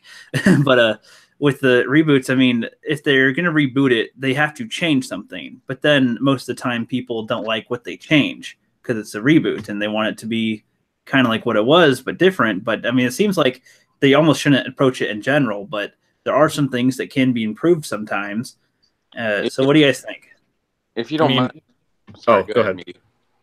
Okay. Well, I have two thoughts here. One is that, like if there was a film that came out and, it had issues and it kind of like fell under the radar and for some reason you really like it, I would say, yeah, that warrants a remake. If there was a film that was like bad for certain reasons, but you think that the core concept could work if done correctly, then do a remake. Like that's what The Thing is basically. Like the Thing from Another World back in the 50s, that was a film and it was one of those cheesy like B movies basically, but John Carpenter liked it. But he just took a similar concept with the same name and basically made a whole other film, but it still had that central idea of The Thing from Another World. But it was a great fucking movie at the end of the day. And my other thought real quick is that fuck. I'll get back to it, but you can go ahead. Okay, so yeah, if you think about it, just bust in, man. I was gonna just say this real quick that we're talking about remakes, but I think when a company gets as big as Disney, and obviously they're needing cash, and the more people that they hire and the more people that they take on, they need this constant flow. It's a huge business. It truly is simply that in their eyes, more so than ours. And as they do this, they're just losing sight of the creativity. It's like the military doing science experiments, with like say UFOs like that. They clamp down so hard on the security, there's no free reign to be creative. And so that was just my point. I don't understand why they have to continue to let the creativity slide and just, we're going to make money. We need to make money, because if we don't make money, we can't continue to keep the business open. I mean, I get that mindset, as a business person, I understand it, but what would need to change to get them to allow people to be more creative or hire people specifically for that reason? We'll see. Even I just remember my point. I'm sorry if I cut somebody off. Go ahead. The other thing is that even when a film is released and it's a successful thing, and even if it's a new thing, one thing that I'm finding too is in writing in general is that there's this weird need to like over explain everything, where like back in the day they left a lot more to your imagination, or they left a little bit of mystery, or like, but the movie still worked. Like basically what I'm trying to say is the days of the simple premise is gone. Like Halloween, for example, it was the simplest thing ever. It was just a guy killing babysitters, but there was this need over the years to over explain and say, all right, well, why does he do this, and where did he come from, and why is he all fucked up? And like there's no fucking need for that. It's like trying to explain the motivation for the shark in Jaws. Like I feel like if Jaws came out today, there'd be a whole subplot about how it was this big shark from a fucking test facility. It's like, you don't need that. Like, it's just the fucking shark. Yeah, basically. I don't know. Well, I was gonna bring up in the chat, right? Kitty says, I don't really like remakes unless they make it better, which was gonna bring me on to a next question, which is, what if they keep on remaking movies that everybody liked? I mean, what if they really did remake movies that we didn't like, that were poorly received, that were really bad, that we're just like, what the fuck was that? That was dumb. Like things that come to mind are like Batman v Superman, or The Last Airbender, or stuff like The Last Jedi. The Last Jedi. Well, it's like I'm not going to say that because that's them already continuing off of a franchise. But like when they adapt something to live action, I mean, I don't consider Batman v Superman adapting to live action. It's just taking a story and trying to make it on the big screen, kind of. I mean, they could probably redo that in the future, but not the same thing. I mean, I don't know, unless there's other bad movies you guys can think of right now. I'm not thinking too much on any horrible movie, but you know, they can make them better. They can make some movies better. They could. Like, I can't think of any at the moment on top of my head, but I might have a few suggestions of bad movies I can make better. like The Giant Claw. And let's see, maybe okay. Yeah, The Giant Claw. And you know see The how Giant... come we can't think of legitimately bad movies that aren't already remakes? It's kind of hard right now. It's because we're so flooded with remakes and stuff. Just anything. Like, if I may interject. If I may interject, go ahead. No, sorry, I had to. But honestly, I've thought about this, and you kind of misread it. You kind of I meant on your live stream when you read that one response to, I think it was Six Scale. I mean, we're talking about like the nihilism of. I love nihilism, but it doesn't work in Star Wars. It's a good versus evil story where the good guys win, as opposed to a movie like No Country for Old Men is like a perfect nihilist story, or like the Joker in Dark Knight. It's a perfect nihilist. But I think about this a lot, and I think the big deal is because okay, now you're back, but you cut in and out sometimes. Yeah, I think about this a lot with the trans issue and stuff, and looking at we keep going backwards, keep going back to the 80s and 90s, maybe the 90s, but mainly the 80s. And it's because those movies make us feel good, and so nothing today makes us really feel good, and so we're trying to get that high that our parents got to enjoy fresh. And like with the trans thing too, it's like we before the Beatles, music got into a rut and we were in a recession and things were just kind of lifeless in entertainment. And it was indigenous. I think it's what we're going through right now. Wisecrack did a video talking about the expanded universe shit like Marvel, and he's saying like, if we plug into the Avengers Infinity War poster, a lot of people would take it and not think twice about it, even though fanboys didn't know it. No one in general would think anything other, because it's like it makes sense. It just keeps growing and growing, and you don't remember everyone, and it becomes just frivolous and crazy and chaotic and doesn't last long afterwards. I disagree with that point that was made there with that video. I mean, I don't know. I think that Marvel, like it or not, is probably the most original thing today, just because what else is really doing the whole shared universe thing with like success? And I don't know, like Godzilla. Yeah. Well, they have 2 movies, so it's hard to judge that until they at least have 5. Technically, yeah. I'm just saying it's been doing pretty well. I'd say it's not been doing bad.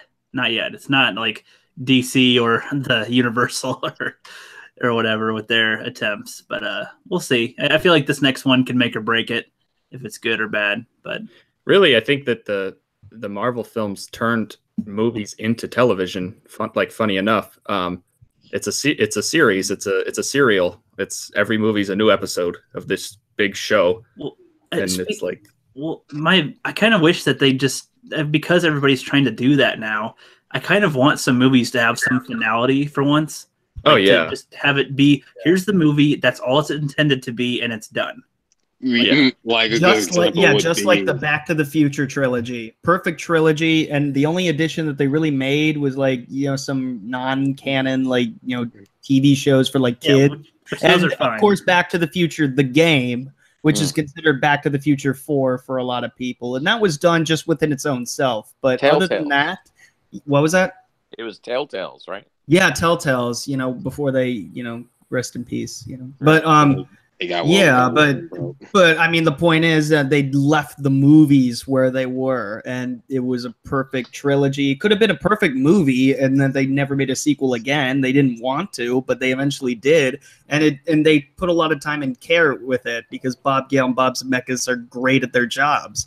So it's the right people that need to do it, and the right people who know how to close a book. And just have it be the end. Yeah. No, I think that we're seeing that. I mean, I think a prime example of that today is The Walking Dead. I mean, look at how popular that show was. It had almost 20 million people tuning in for the mid-season premieres and the season premieres during like season 4, 5, and 6. Now it's in season 9. And heck, Rick Grimes, the main character, is not even on the show anymore, and it's just barely limping along. You would like my video on that, Moist. Yeah, definitely. It's literally The Walking.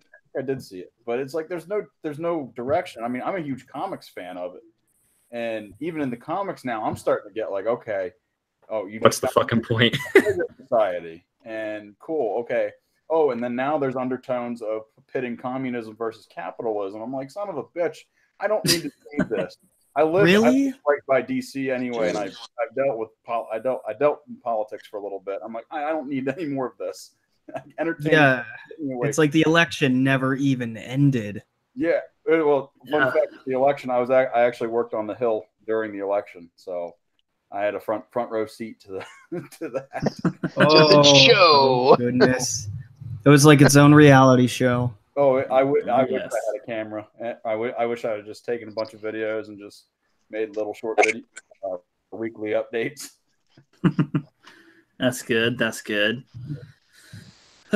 Yeah, so I think you guys want to change the topic up a little bit to something more uplifting, I guess, instead of the abysmal, depressing remake just genre. It was interesting, though. Yeah, it is. Let's since we have a bigger panel on tonight, let's ask some good questions. So, favorite movies, starting with the radical Jawa. Like, name like 3 that you could think of off the top of your head that you really enjoy. Terminator 2, Empire Strikes Back, and Empire Strikes Back, Terminator 2, and Aliens. There we go. For some reason, I knew you were going to say Aliens. Everybody keeps on saying that. I haven't seen it. Well, I would have said top 3 all the time. I would have said many other different films like Batman, Mask of the Phantasm, and The Dark Knight, and stuff like that. You can count. Animated ones and whatnot too. It doesn't have to be all live action films. Right. Because I consider Mask of the Phantasm to be the greatest Batman film ever created. Hell yeah. I just remembered for a while ago I had a point that I was going to ask everybody one by one, but I forgot. So we were talking with the live action thing and the remakes. So instead of them adapting cartoons to live action, what if for a change with some films they made them animated from live action to 2D animated? Well, they're kind of doing that sort of with the Blade Runner anime that's being made right now, being put on to Adult Swim. They're adapting of 2049 to anime form. They got a lot of anime staff working on it right now, so I guess that's kind of a coincidence. I'd bring that up. Go ahead. No, I was going to have us go like in order, I suppose. Go, just because everybody gets their 2 cents in with it. Absolutely. So, proper Jeremy. Are you eating food? Proper Jeremy? No? Sorry, I just got back here. You said like favorite movies? Wait, I changed it up to go back to something. So instead of having the movies adapted to live action from 2D animation, what if we had live action movies turned into 2D animation or anime, or like into a 2D style instead of the going to live action? If people were going to remake something. Give me a moment on that, because right now I can't really think of any, because it's like the original form is the original form, I guess. And someone's trying to talk. What? Yeah. Hello? Flip, go ahead. Yeah, somebody else go before me. Give me time to think about it. Okay. Go ahead, Flip. I was thinking about it. As soon as you said movies, I started looking at my DVDs and Blu-rays, and I was like, when you go to a regular movie to a cartoon or a 2D animation or whatever, I'd like to see something dark, like Friday the 13th be turned into a really dark animated sort of thing. That's one that I like, and I'd also like to see G.I. Joe go back to cartoon because I mean it was pretty good and all. It just could have been better, but be dark, you know, sort of like I guess Mask of the Phantasm was pretty dark, but like that. You know, I was thinking to myself just now, how about anime Aliens or Predator? But that's what I was thinking. That's what I was thinking too. I was thinking Terminator cool. and all those because you know that they can make very cool action scenes with animations. So I mean, even though we've seen it in live action, we could see the same thing, maybe a little more spectacular in a anime type of way or in a cartoon way, a stylized way, and just the way they can show things and it's through visuals and other sounds. I mean, that's how they do it. I mean, that's how they would get us to feel things with like The Lion King and other cartoons, for example. So, you know, to take something live action and do that, it wouldn't harm the original. It wouldn't make you go, oh, they ruined it. It would just be, oh, they made a cartoon of it, and it was it good or not? I mean, that's they have years, decades of Aliens comics they can adapt from. You don't have to reference the films. You can just go from any lore from the comic books if you want. You know, I think as long as they did the animation right, it'd be cool. Very cool. I think they can do the anime form quite well. Or if DC wants their crack at it, I mean, I love their animation anyway, so why don't they just do it? I mean, or as a bonus, why not give us DC animated She-Ra? Yeah, that sounds pretty sick. That'd be pretty good, especially the way they animate the women. So yeah, the Moist. What are your thoughts?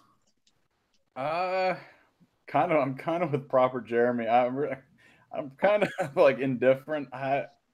Struggling to think for it. I think Aliens and Predator, if done right, would be kind of cool. And yeah, I also am kind of on the same page that it should be a darker kind of. I think that would be a good mix up for animated films because animated films are generally just quite positive and just happy, uplifting things.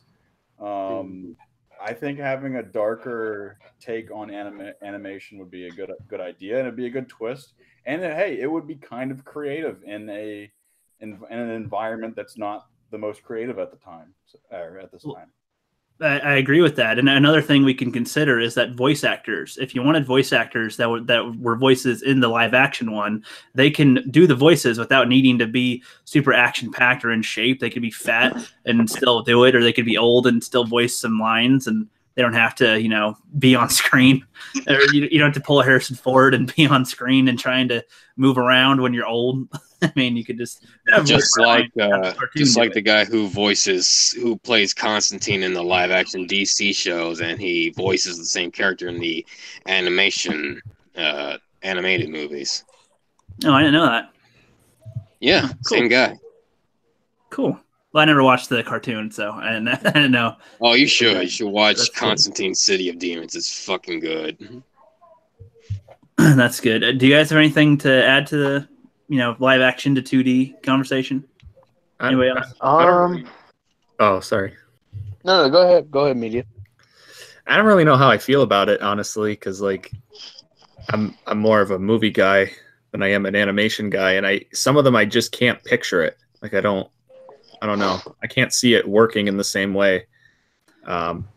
It's kind of like the reverse of the argument from before. It's like, why not just give me a new animation than make animation out of something that I already like? I guess my point is that there's always plenty of animations that they've done, but because they don't really even make 2D animations anymore, and the fact that, they'll keep on remaking live action stuff anyway, it seems, no matter what. But instead of, it seems like people, when they see the live action ones, they think that that's what it is now. Sometimes they might forget the original source of it, but with the cartoon or an animated one, that I don't think that would be seen as, oh, they're replacing the old live action one. They just go, oh, they just made one and that's what that was. People can like it or hate it. It's not a huge insult if it's bad, but it could be impressive if it's good compared to live action, where it's like, oh, this was shit and the original was good. You know what I mean? People view, for some reason, animation as a lower form of medium or a lesser form of medium than, let's say, like a movie, even an animated movie or like a live action. I guess that's where I'm getting confused. Is like when you guys said this, I initially thought like a 2D Aliens movie being released in theaters, and I'm trying to picture that, and I'm like, I can't see that. Like, I don't. I don't want to see it. I have no desire to. I have no desire to see a lot of the live actions be turned into cartoons. But when you preface it like not harming the original, that's where I can kind of get on board a little bit. Kind of like, Star Wars Rebels or like the Clone Wars. If you're going with that angle. Yeah, like if it were to be an option to be on Netflix when they make it, or to be on DVD instead of, it doesn't have to be a theater-wide release. I think it'd be cool if they had the option to do that for some people that would want to. But I mean, overall, it doesn't need to be like a movie theater huge release thing if they're gonna remake a live action to an animation. Mm-hmm. I don't know. I'll have to mull over on that a little bit more. I really don't know. I just thought of it while we were talking, so I was just thinking about. I was picturing them in cartoon form and how that could be interesting. So I mean, I think if I remember correctly, there were 2 Stuart Little movies that were released live action in theaters, and then they made a third one that no one remembers, but it was like a cartoon because I don't know why they made it, why it was necessary, but I guess cheaper.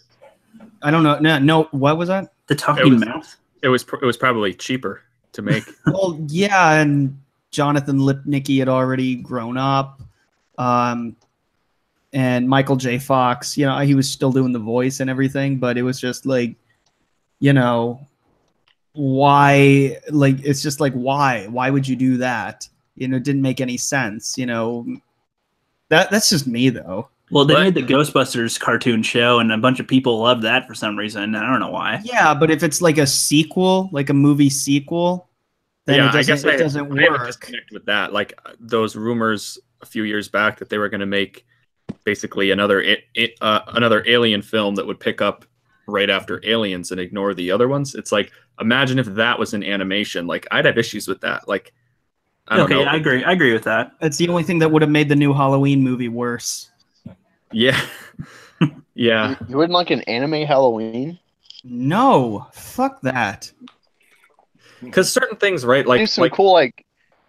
Oh, sorry. They could do like Van Helsing or they could do like Helsing or Castlevania. If it's something that is the Dante's Inferno adaptation. Oh, okay. It just depends what it is. Some of it would work and people would buy it. Others, not so much. Halloween's not one of them. But it's like, how would you determine what they can do or not? Well, it's not ultimately up to us, but at the same time, if something's predominantly live action, try to stick with that and don't, unless you're want to do something that's kind of a bonus and for fun, then maybe expand into animation. But if it's animation to live action, sometimes that works, sometimes that doesn't. It's you try to adapt these amazing stories from video games. Like there was a Ratchet and Clank movie that nobody saw. That didn't work. Yeah, exactly. They're trying to make a Sly Cooper movie. Real quick.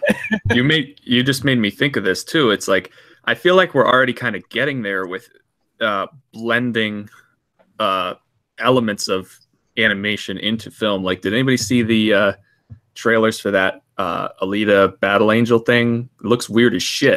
She's got big eyes.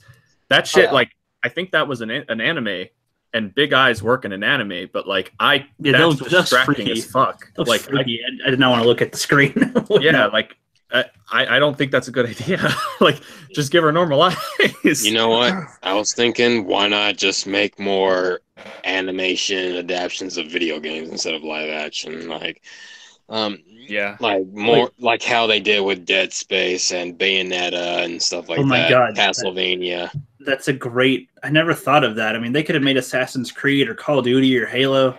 Oh my God, for sure. Halo. Like, I feel video games translate better to animation than do to live action anyway. That makes perfect sense. Metal Gear Solid or Sonic the Hedgehog or I'm not sure about Doom though. Yeah, Doom's a little intense. Yeah, Doom's just difficult because Doom guy doesn't have much of a personality. But Bayonetta was a great fucking adaptation. You should check it out if you haven't. Bayonetta Bloody Fate, I believe it's called. I have not watched the Castlevania series yet, though. I want to, though. It looks good. But I feel there's a lot of games you can make into anime or American animation. If you wanted to make friggin' whatchamacallit, Deus Ex in animation, go for it. Well, let's hope Pokemon Detective Pikachu works. Yeah. Did I open a can of worms there? Let's just avoid that one for now. There's not Kick much to him say out, on it. rookie. There's not much to say about it.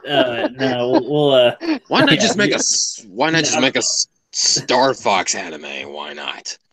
You see, that would actually be kind of interesting, the Star Fox one in anime. That would be kind of cool to see that play out. I would never want to see a live action Star Fox or a seriously.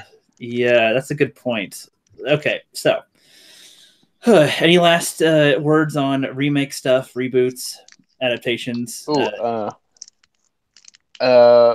if you're going to do like just this is already made and just let's recapture anime, I think a cool one would be either of these two Nicholas Winding Refn movies, either Drive. I think that'd be really cool if you stylize that, especially with certain angles and stuff, and focus on him driving a little bit more. That would really. Or Neon Demon, because he could just be really fucking creepy with that whole plot. I have never heard of that. Same here. Yeah, so Neon Demon is essentially it's about this naturally beautiful, like 18, 19-year-old girl who gets into modeling. And so she's like coming up the ranks. She's naive. She doesn't know like the game, and all the plastics are very envious of her already. You know how like girls tear each other. It's like that, but they're modeling. So this is like competitive. It's capitalism. So they're really predatory against each other. And she's gets noticed right away because it's like everyone can tell that she's the real deal. And she ends up becoming like the top tier chick, and she becomes aware, and so everyone like tears her down in more ways than one. It's really bloody, really awesome. It's a movie that like some reviewers I watched after I saw it, I've seen their take in this Stuckman. It's this guy I could. Yeah, you cut out. Be quiet in the theater. God damn it! It's my fucking phone. Stuckman talked about how this old guy, when he went to go. You cut out again. Quieting. Are you talking now? No, I muted him. Oh, he left. Oh, he'll come back in a sec. Sometimes going back in will help reset it. Can I say one more thing? No, just kidding. Yeah, go ahead. You're good. So long as things are gonna keep getting remade really fucking badly, can we at least start having some fun with them? Like, let's have a fucking Predator versus Alien versus Terminator versus fucking RoboCop movie already, or something. Yeah, like that's what we're thinking at a different stream. Like, have a battle royale of these creatures and properties. In fact, when I was in high school, one of my ideas when I was writing ideas, which was horrible, was like I called it "Finally the Movies Are Coming Together." And I literally wrote this down. It's like over 100 pages. It's horrible. But I was like, it's like Mortal Kombat meets Resident Evil meets Alien and Predator meets Jackie Chan's in there as himself. And like all this stuff is like just this huge mix of everything. And it was a bad idea the way I did it. But I mean, yeah, I did the same thing when I was in first grade. Yeah, it was like with like Harry Potter and Lord of the Rings. like that'd be fun. It's like let's see like freaking Super Mario punch see a Super Smash Bros animated movie or something like that'd be kind of cool. The closest we'll ever get to that is South Park's Imagination Land.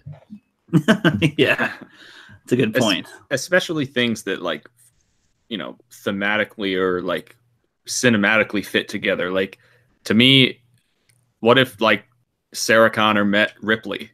Like that would be kind of badass. Like I want to see that. You know what I mean? Like kind of cool. Like I don't know.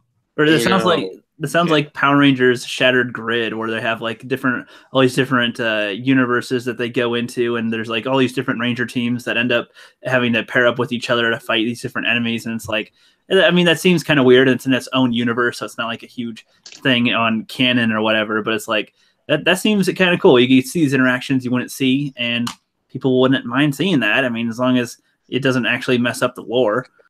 Like I remember seeing a cartoon where it was like Scooby-Doo meets Batman and Robin. That was cool. Oh, that was cool. I remember that one. Yeah, but like those kind of weird combinations can work sometimes. And even if it's just for fun, you know, and it's just like, as long as you get the licenses and everything, which is probably the biggest pain in the ass, obviously. But if you can, why the fuck not? Freddy versus Jason was amazing. You can do anything. You can do anything. But all of these fucking rules that are in Hollywood just kind of prevent that sometimes, and it's just really annoying. You know, it's just like, dude, why can't you do whatever you want and just say fuck you and fuck the rules? Let's just do what we want. You know what? Why not? That would be so great. Oh, sorry. Go ahead, Flip. No, I was gonna say. Oh, sorry. In my throat, bud. You're good. Oh, okay. Some of these like franchises though, with like the remakes and stuff, I do think some of them should be left alone, but I'd like to see them live on even in video games, because I feel like even below animation, I feel like people take video games slightly less seriously than that. So like there's no harm, no foul. Like if it's, you know, if they make a bad game, everybody just forgets about it. But like I would love a good solid Terminator game of some kind, or I don't know. I think that'd be pretty badass. Yeah, in a way, it's kind of like with the Star Wars EU. It's like you could imagine that this stuff happens in the real universe, but you don't have to. Like nobody has to. It's not a real canon, but it's there. So with video games, you could do the same thing. You can get extra enjoyment from it, or you could say, nope, that doesn't count because it's just extra lore, right? Yeah, and that's really frustrating when the movies, you know, have to depend on comic books or video games or novels to explain plot holes in the movie. That's just really, it's supposed to be extra fun, and that's all its purpose really should be, I guess, in my opinion. It's like they're missing, a lot of them are missing in Hollywood. They're missing that point.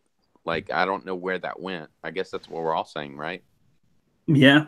Or Moist, did you have anything to add with this? Not really. My cat was having an asthma attack, so I was kind of... Oh, damn. Katie okay? Yep, he's all good. His name is Jon Snow. Jon Snow. Yeah. Nice. I named mine Chikorita. I originally was going to name him Solo. I got him this summer, and when I went to write the name, I wrote Soilo, and I was like, son of a bitch. Oops. That's awesome. So I'll have one final question on this topic for everybody to go through, starting with Radical Jawa. So, do you think should movies be remade or not? Like, let's just say Lord of the Rings, should that trilogy be done, not remade or rebooted again?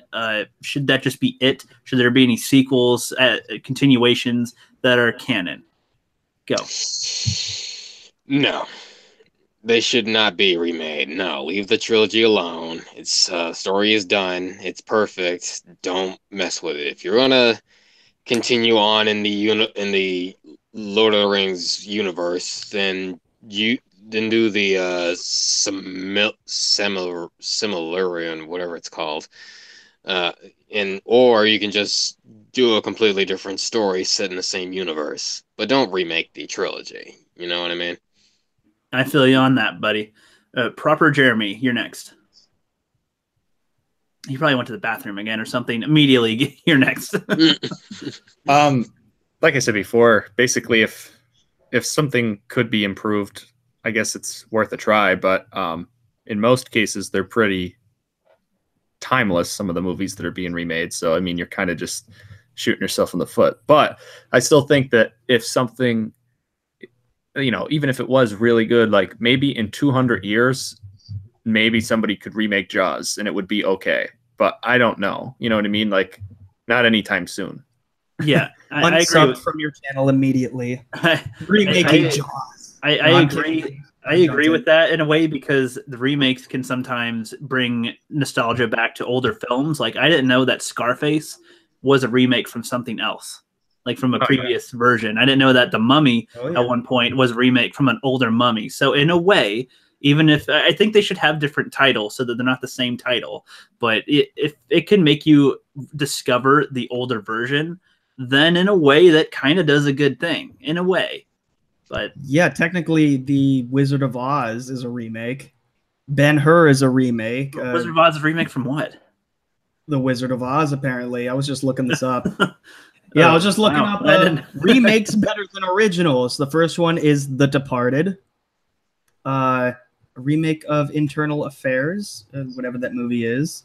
Yeah, Grit. John Carpenter's The Thing. That was one that came off the top of my head, and then Ben-Hur has been done a few times. So there's plenty of films that you can make a film that's better than the original, or expands upon it or whatever. Like I think, Little Shop of Horrors. All right, not bad. No, I'm going through it now, but so did you hear my question before? Yeah, like should they remake? It's like should movies be allowed to be remade or rebooted? Like yes or no for the most part. Like depends. Just always depends. This isn't a yes or no question, really. I know it usually involves elaboration, but I mean, just to, again, the general feel of it. If like because I do think that in some way, some things should just not be remade. Just let it be as it was. Like Lord of the Rings should never have a 2035 reboot or something. Like, let's redo Lord of the Rings. The only reason that there were new installments is because there was a book that wasn't adopted, and that's it. That's why we had the Hobbit prequels, which weren't that great, but they had a purpose and they were fine. Right. So if it has a book, if it has a purpose and the right people have the right intentions for it, then absolutely. The Karate Kid was a remake that wasn't necessary, but it wasn't necessarily blatantly insulting to the franchise. It was like whatever. It was its own thing. Well, the thing is, you didn't have Jaden Smith just as the Daniel LaRusso, like the new Daniel LaRusso. Like he was just his own person. It wasn't like he moved from New Jersey to California, which is what happened in the original movie. He instead moved to China, which was already a huge difference. So if they do things differently and they tell it instead of, with just characters and locations, they do it with themes. That's a good example. And tones, then it can work. Even though I wasn't a big fan of the 2010 Karate Kid, neither is Ralph Macchio. I'm kidding. I think he thinks it's fine, but you don't have to just remake it beat for beat. Do it differently and do it in your own way and do it that doesn't disrespect the mythology. And I think you're good. But some movies, like Jaws, like Back to the Future, like Raiders of the Lost Ark, should not be remade because they're fine as they are and they are perfect. And you can't really remake it and have it be in that same kind of spirit because you can never recapture that so easily, All right. Well said, man. Yep. And Flipped Out. Well, there's not much left to say about it, guys. They should redo porn movies every 10 years. Absolutely. Every single one. Oh my God. I would definitely accept a 50 Shades of Grey remake in that light. But good point. But other than that, I think you guys hit the nail on the head there. I mean, it depends, right? It depends on that. And if just going back for a minute, back when I was a kid, I didn't have a good Star Wars game. Everything that came out was 8-bit and then 16-bit, and still they couldn't get it right. Finally, they did, and so then to make like a Terminator video game, I've always wanted to see a good one of those too. Finally, they got the Friday the 13th game right. That was a good point. Yeah. But then all of a sudden, boom! There was that whole. I don't know if you guys followed it, but there was a big lawsuit, and now there's no DLC for it and no support for the game. Yeah, that was really unfortunate what happened with that. And it was going so well, but there also should have been, for longevity, a single player version instead of just focusing on the multiplayer, because I've been in those rooms for hours and nothing was happening. That's true too. I would have liked a single player campaign. They don't have a single player campaign in the new Call of Duty either. Yeah, Why not? That was a fucking travesty. This is like video gaming #1. You know, always have a single player mode because some of these gamers don't have friends. Isn't the multiplayer usually based off of whatever the campaign is? Like that's usually the parameters exactly. for it. I covered this all in my Black Ops 4 review. I'm going to plug myself a little bit. Go ahead. Go for it. No, but video games specifically, like I've been more, I guess, engrossed in some video game stories. Like even, I don't want to be the laughingstock here, but like even some Call of Duty games I thought were fucking amazing. Like World at War was like, to me, it's the Saving Private Ryan of World War II video games. Like it's just so good. I might even make. I was on with you until you said that, but no, I'll hear you out on that. Why do you think it's like Saving Private Ryan? Well, I just mean in the tone of it. Like if you're trying to make a war game, and especially one about World War II, it's just fucking brutal, and everybody's like, nobody's really good necessarily. Like you play as the Russians, and people are getting fucking killed with their hands up, and it's just like, it felt, I guess, honest, and it also informed you of like what that might have been like. I'm not going to say like it put you there, because obviously that shit is fucking probably just traumatic and horrible, but I don't know, for a game it just really like it was impactful to me, especially at the It's a good game. I liked it a lot. They pushed the whole like 60 million people died in World War II, and you're like, fuck, like, yeah, that must have sucked, because based on this game, these people got it fucking hard. Yeah, and when you read this and when you learn this in history class, it's not the same as trying to visualize it or experience it in some way. It's like an interactive history book in a way, the way you put it. Yeah, well, that's how it felt, and that's why I feel like it's a great game. Like some of them are a little bit too apple pie for me, like, oh, we're the good guys and we're beating those Nazis, but like this game was like make them bleed faster, and it's like, oh my god, like holy shit. It captures like reality, is what you're saying. You know how some people might have actually talked. Because I've seen some interviews with Russian soldiers, and they said that they did like horrible shit to the Nazis when they took over, and it's like, fuck, like that game made me believe it. I'm like, yeah, I could see these guys like ripping people's skin off and shit, and like, I don't know, like I don't know. I just thought it was an effective game. True to life. Yeah. With Call of Duty, the first one I ever played was Finest Hour on the PlayStation 2, I think it was. Oh yeah. And you start out as the Russians going into Stalingrad, and you're going across it, and just to reflect what you're saying, it gives you that sense of realism.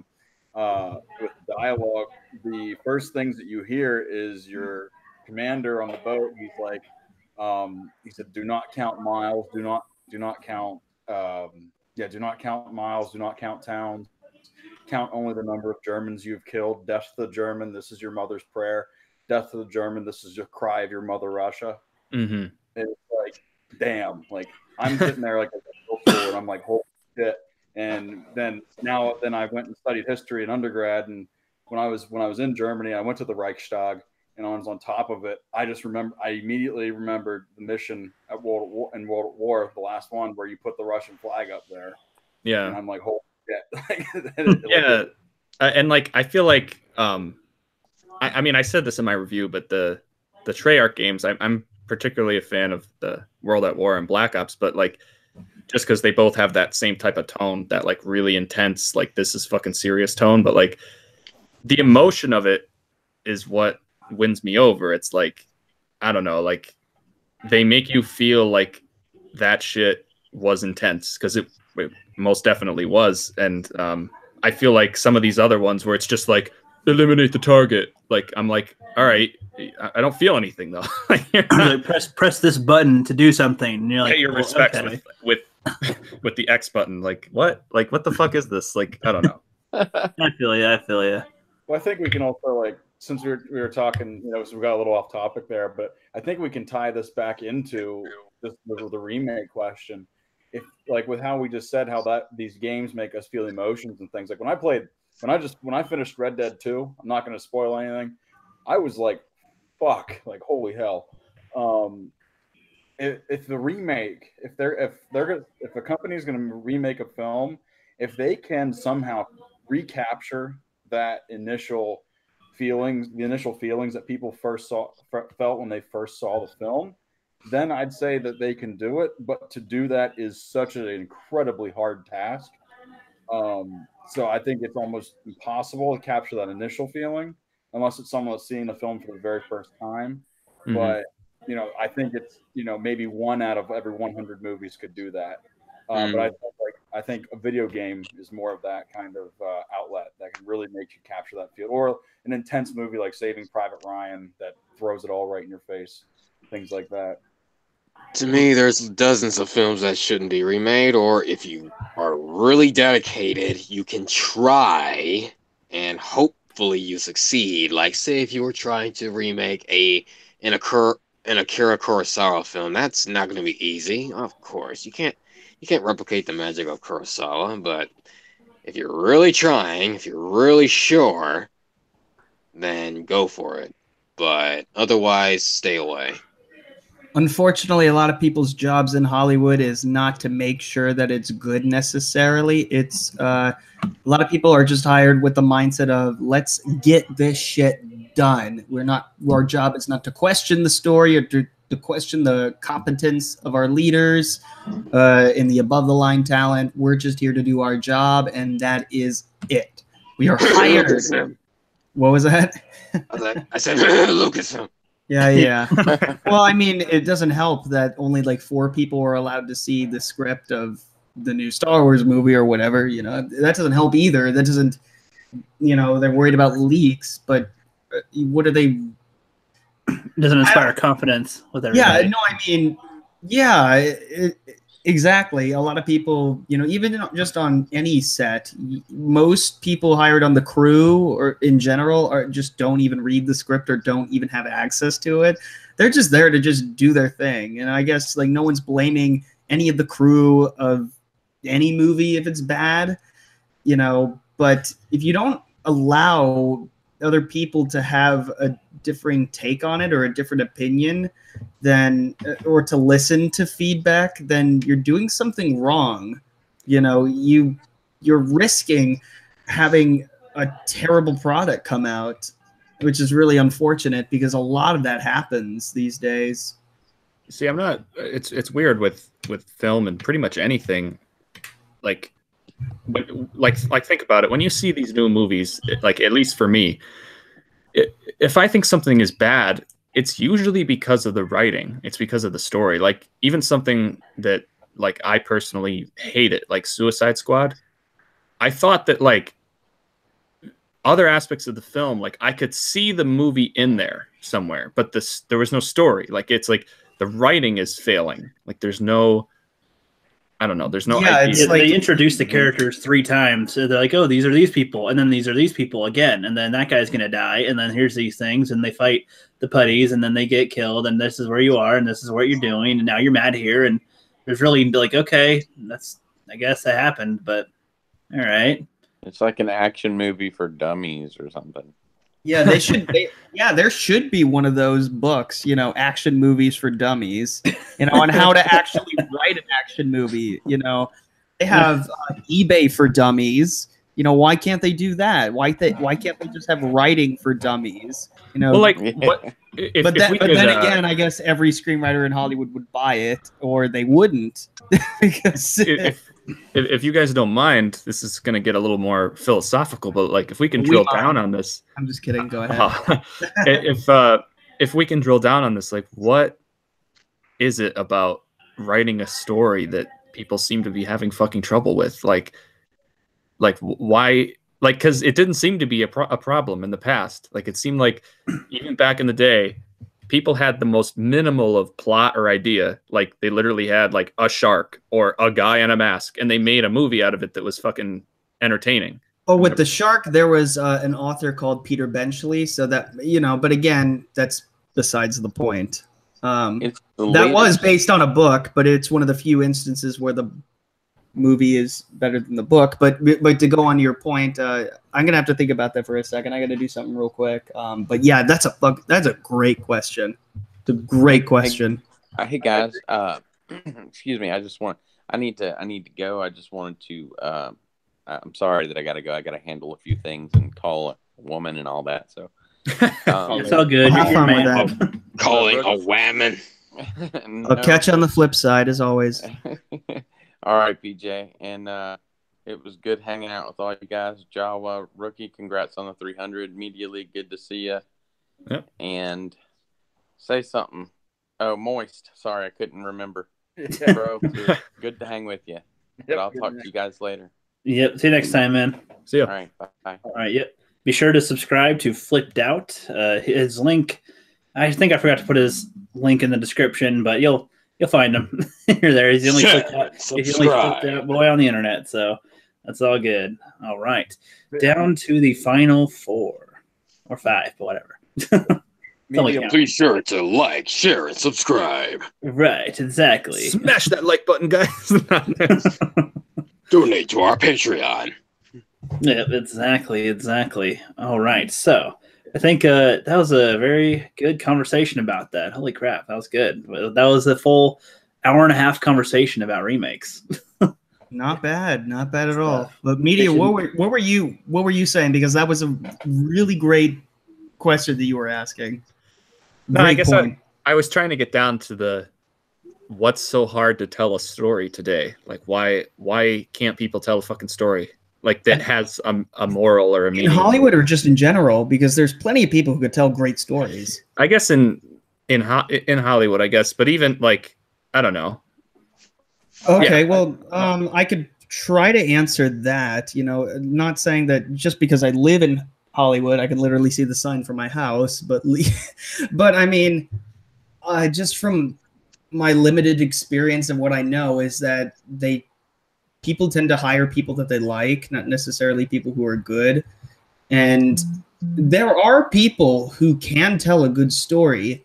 They just don't know the right people to be able to connect with, because, you know, you can try to get their information from, you know, IMDb Pro or something.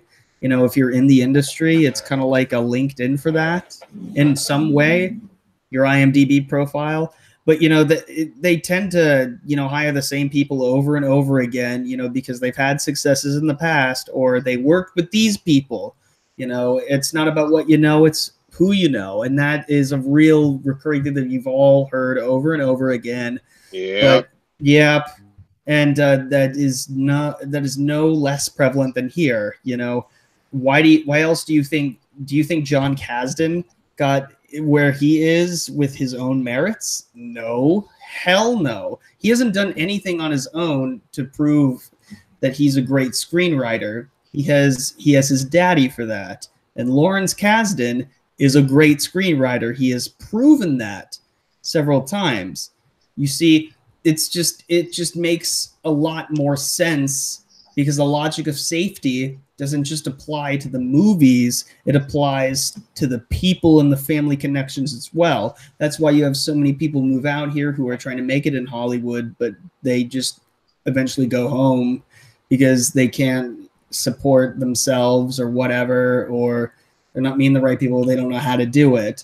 You know, it's you know, it's a very exclusive kind of small circle, and even people who are well established can get kicked out at any moment. You know, it's just one of those things that is just, I mean, but I don't know if I'm directly answering the question exactly, but, you know, that might be part of the reason why. And also, you know, you have to write enough to get into the WGA, the Writers Guild of America, you know, because once you're unionized, you can more easily be credited as a screenwriter. You know, it's a stupid fucking rule.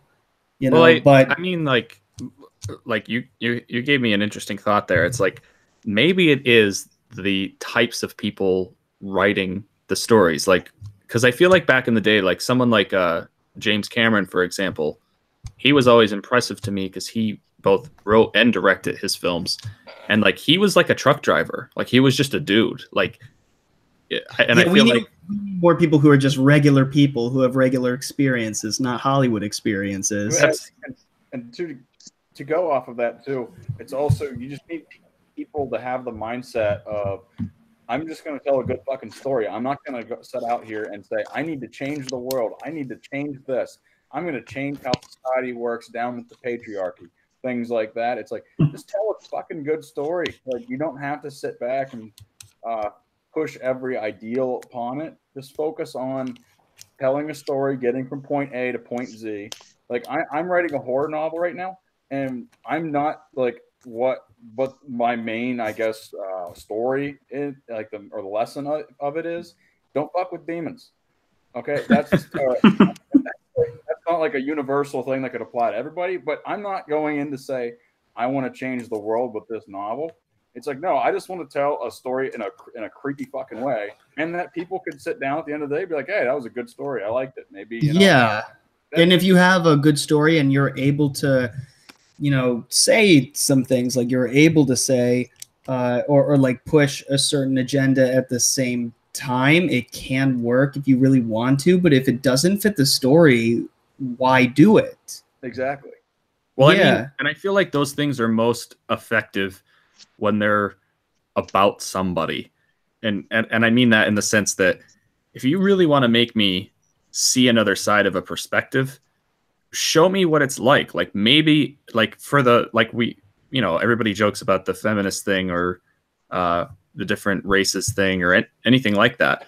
If you really want me to, like, I guess get invested in that as like a political message or a theme, it's like, do all the appropriate things to make me believe it. Like how I was saying earlier, it's like, if you want to make a women's rights movie, make it in a time that makes sense and make us like root for the person. And like, then I might see where you're coming from. But when you're trying to interject it into a spot where it doesn't fit, it just feels right. Or when they try to tell you how it needs to be, like, you need to think this way, you need to stop thinking that way. It's yeah, like, just don't shove the messages and the themes in your face. Like, make it a little bit more subtle, make you think of it for yourself. You know, leave it up to the audience to interpret your message. Don't just say it straight up like the audience is stupid. Yeah, well, like, and even like look at Aliens, for example. Like, it's one of my favorite films, and it's like, it has very strong, that's like the feminist superwoman movie, really, if you think about it. It's like, this lady is fucking, she's the last one to survive. She fucking kicks the big queen's ass. Like, if you're like looking for a big empowering woman, I guess, in a film, if you're really all about that, like, there's one right there. And it's like, but the movie's not about that, really. Like, right, well, that's the thing. You have the product as it is, and then you can take whatever from it. But those don't have to be there. That might not have been the intention. But if your product's good enough, if your entertainment's good enough, then different people can latch on to it in different ways, or pick it apart in different ways and make it entertaining. I mean, that's one of the things. She became an example, but that wasn't their intention, I imagine. Same with Star Wars. He didn't intend on having that be the main staple of cinema, but it is afterward. Yeah, just have your story be itself, and whatever the audience wants to do with it, wherever they want to take it, let it go from there. Well, and it's also, you can strip apart all of the extra stuff, all of the special effects, all of the gizmos and gadgets, and you'll have a good story still. And then you look at like The Last Jedi or something, and you strip away all the special effects, and you're left with crap. It's like, oh, what's here? Well, see, to me, that's the, like, out of all of this whole, like, almost subculture that has developed about The Last Jedi specifically, to me, that movie is just trying too hard to say something, and it just should have been a Star Wars movie. Like, yeah, that's it. Like, it's trying too hard to, like, I watched the Movie Bob thing about how it's this, like, deep meta narrative about how we view Star Wars and all this shit. And it's like, no, I just think that maybe he was going for that, like trying to comment on that. But like, you don't need to do that when you're making a fucking Star Wars movie. Like, that's, right. If you want to make a little independent film about a Star Wars fan, like living in his apartment and his life is falling apart, and like have that be a theme of like his devotion to some thing is ruining his life, do that type of theme in that movie.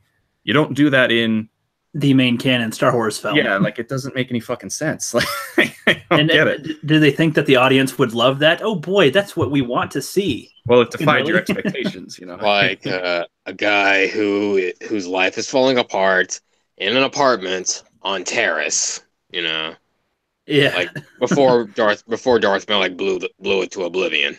We just need to have the Jawa movie to really understand Star Wars, I think. Jawa's resurrection coming soon to theaters everywhere. Yes.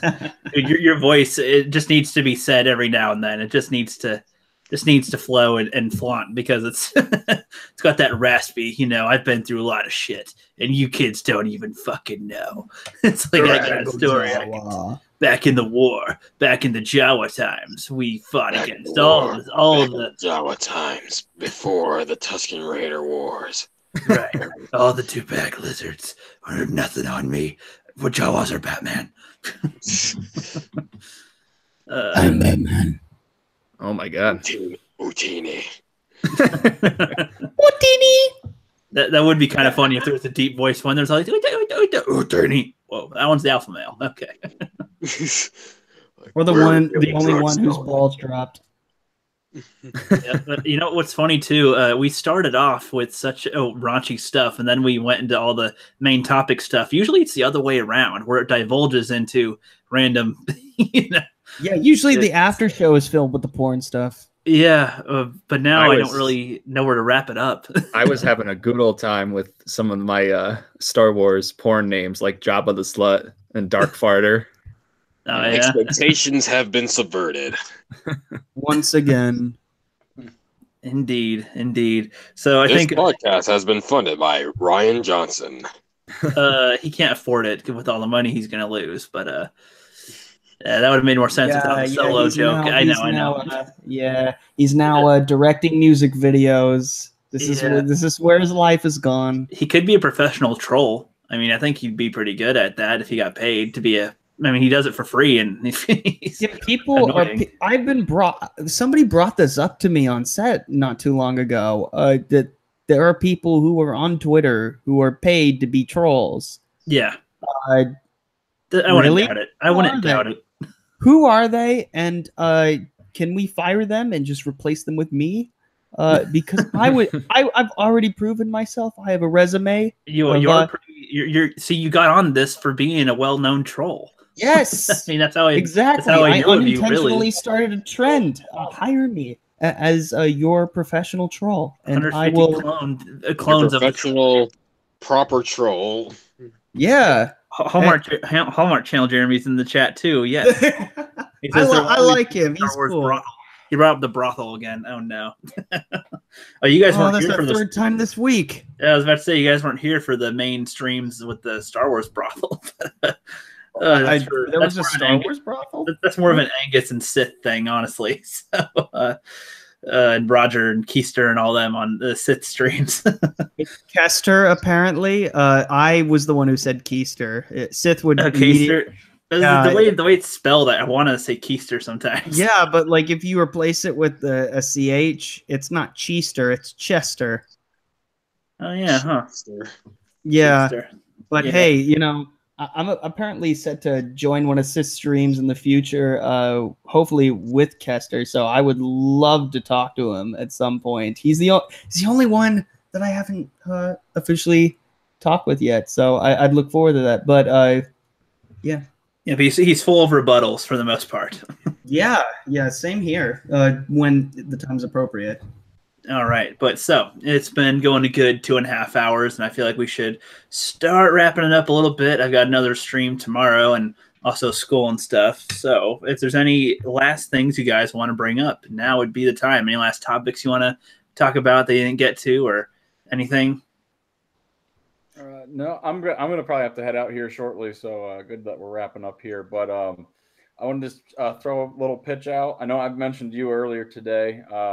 We're gonna have on Friday, and then probably on Saturday as well. We're gonna have the inaugural Friday Moistcast. So it'll be my first live stream on my channel. All of my 11 subscribers, I think, that are there. So I'll be sharing on my social media, and like I'll probably throw a thing out to World Class Bullshitters tomorrow. See if I can get a pitch on there. So we'll moist it up on my channel. Segments will include some pop culture stuff. I will also discuss my favorite bodies of water. So I'm going to pick a different body of water and discuss it in detail. You should discuss if water is wet. That could be a potential topic, yeah. But I want to have Friday just a quick stream. I might have one of my good buddies on. He has a tech channel. Might have him on because we've been talking about doing a podcast together. So do that, and then Saturday might do another one, and hopefully get that to be a weekly thing. All right. Hashtag feel the moist. Sounds good. Yes, feel the moist. Have that get trending. Hashtag feel the moist. Oh, yes. That should be the trailer. Oh, my God. Exactly. In a world where the world is just so dried up, all this nonsense will be soaked up from the moist. This summer, this movie will make you wet. That's a good one. That's a good one. Straight from the heart of one of the from Death Valley. Moisten up. What time are you doing that? Are you streaming? I'm doing it, I think 8:30. Eastern? What time? 8:30 Eastern, yeah. 8:30 Eastern time, both days? Yep. Yeah, it'll be 8:30 Eastern on Friday, and then Saturday I might go live around 12:30. All right. Okay. All right. I might be able to join you on that second one. I have work on Friday night, so might be able to pop in on Saturday. And all right, Media League, anything that you want to plug or mention? Oh, I'm going to appear on Smud Boy's channel on Saturday. I don't know if any of you guys heard of him. He is associated with Mahler and Rags, a few of those guys. So I'm pretty stoked about that. And then other than that, I'm just going to keep plugging out some videos every now and then and, seeing what happens. Hell yeah, getting your foot in the door. I like it. I like it. So yeah, sub to the Media League. His link is in the description for sure. I remember that one. So you can just click down there and subscribe to him. How many subscribers are you at right now? Let me check. Let me know if it went up at all too. I like it when everybody gives each other a sub around here. I've always wanted to be on a stream with Mahler and Rags and Dishonored Wolf. That would be awesome. That would be fun. And with your voice, if they had like Doomcock on it as well, and Edwin Boyette, holy shit, that would be the voice of oh my god. Yeah, Mahler, my voice, and Doomcock's voice. Oh god, the universe would implode on itself. Yes, you would rip a tear in the fabric of time. Yeah, I'm at a good 43 subs right now. All right, perfect. Last I checked, you were at 30 something a little bit ago. Yeah, I think. Yep, jumped up a few. I like that. All right, and so everybody sub to you. So proper Jeremy, I think you have some news to tell everybody, or some upcoming stuff anyway. Oh well, it's not. Okay, yeah. Well, listen, I said this a couple days ago. There's going to be on Saturday, December 15th, there's going to be a Council of Jeremy's live stream, long overdue, to commemorate the anniversary of The Last Jedi. We can hear you, your feet, Media League. Oh, sorry. No, it's okay. No, you're all good. I like you. You're a cool guy. Subscribe to Media League. I did. You should too. Yeah, but anyways, there's going to be a Council of Jeremy's live stream where we just get all these other Jeremy accounts. Annos are welcome as well as any guest who wants to just pop in whenever. And we're just going to be shooting the shit, and we'll see what happens. We'll see what happens. We've never done an actual Council of Jeremy's live stream. I know Force Ghost Jeremy is interested and is going to be in there. Hallmark Channel Jeremy and Laura Story has done a bunch of Jeremy accounts, and I hope she's going to be in there too. So a number of people will be in there. So I'm really looking forward to it. That's good. Perfect. I'm also going to be, making. I have another couple of days off, so hopefully I'll get a couple videos pumped out because this is also kind of a new channel. This started as a parody account and is slowly but surely turning into something a little more than I had anticipated. So and I have all to thank all to thank regular Jeremy for this. Jeremy from Geeks and Gamers, Fat Chinch, if you haven't subbed to him, go do it if you haven't. he's the reason why I'm here, the reason why I even am on these live streams and have a voice, and I owe him a great deal of gratitude. And that's why I was so happy, to reiterate that point, so happy to see him actually listen to our stream on Sith Kryptonian's live stream. Go sub to Sith Kryptonian, by the way. He actually listened to the entire stream and made a video saying on how he was wrong about something based on using, you know, specific words that we use to describe, you know, the fandom menace, and that does not go unnoticed. So I'm never proud forget. of him. Yes, exactly. Never forget where you came from. Don't forget who your fans are, and the world will be your oyster. Yep. Well said, man. And a radical Jawa. Wrap us I up. am the Radical Jawa. I don't have a YouTube channel, but I do have a Twitter page, and it's full of wholesome shit right now because I want to give people an escape to kind of get away from all the negative crap they see on Twitter every single day. Although I do call out a lot of SJWs and NPCs and feminists and other kinds of crazy shit like soy boys from time to time because I'm the Radical Jawa, and that's what I do. Right now, I'm just trying to keep up with the holiday spirit, kind of give people some wholesome stuff to look at and kind of get their minds at ease for a minute or two. But I'm still a raunchy bastard, so whatever. It is what it is. Yep, yeah. I've been liking your posts, man. Your DC animated series stuff you've been doing.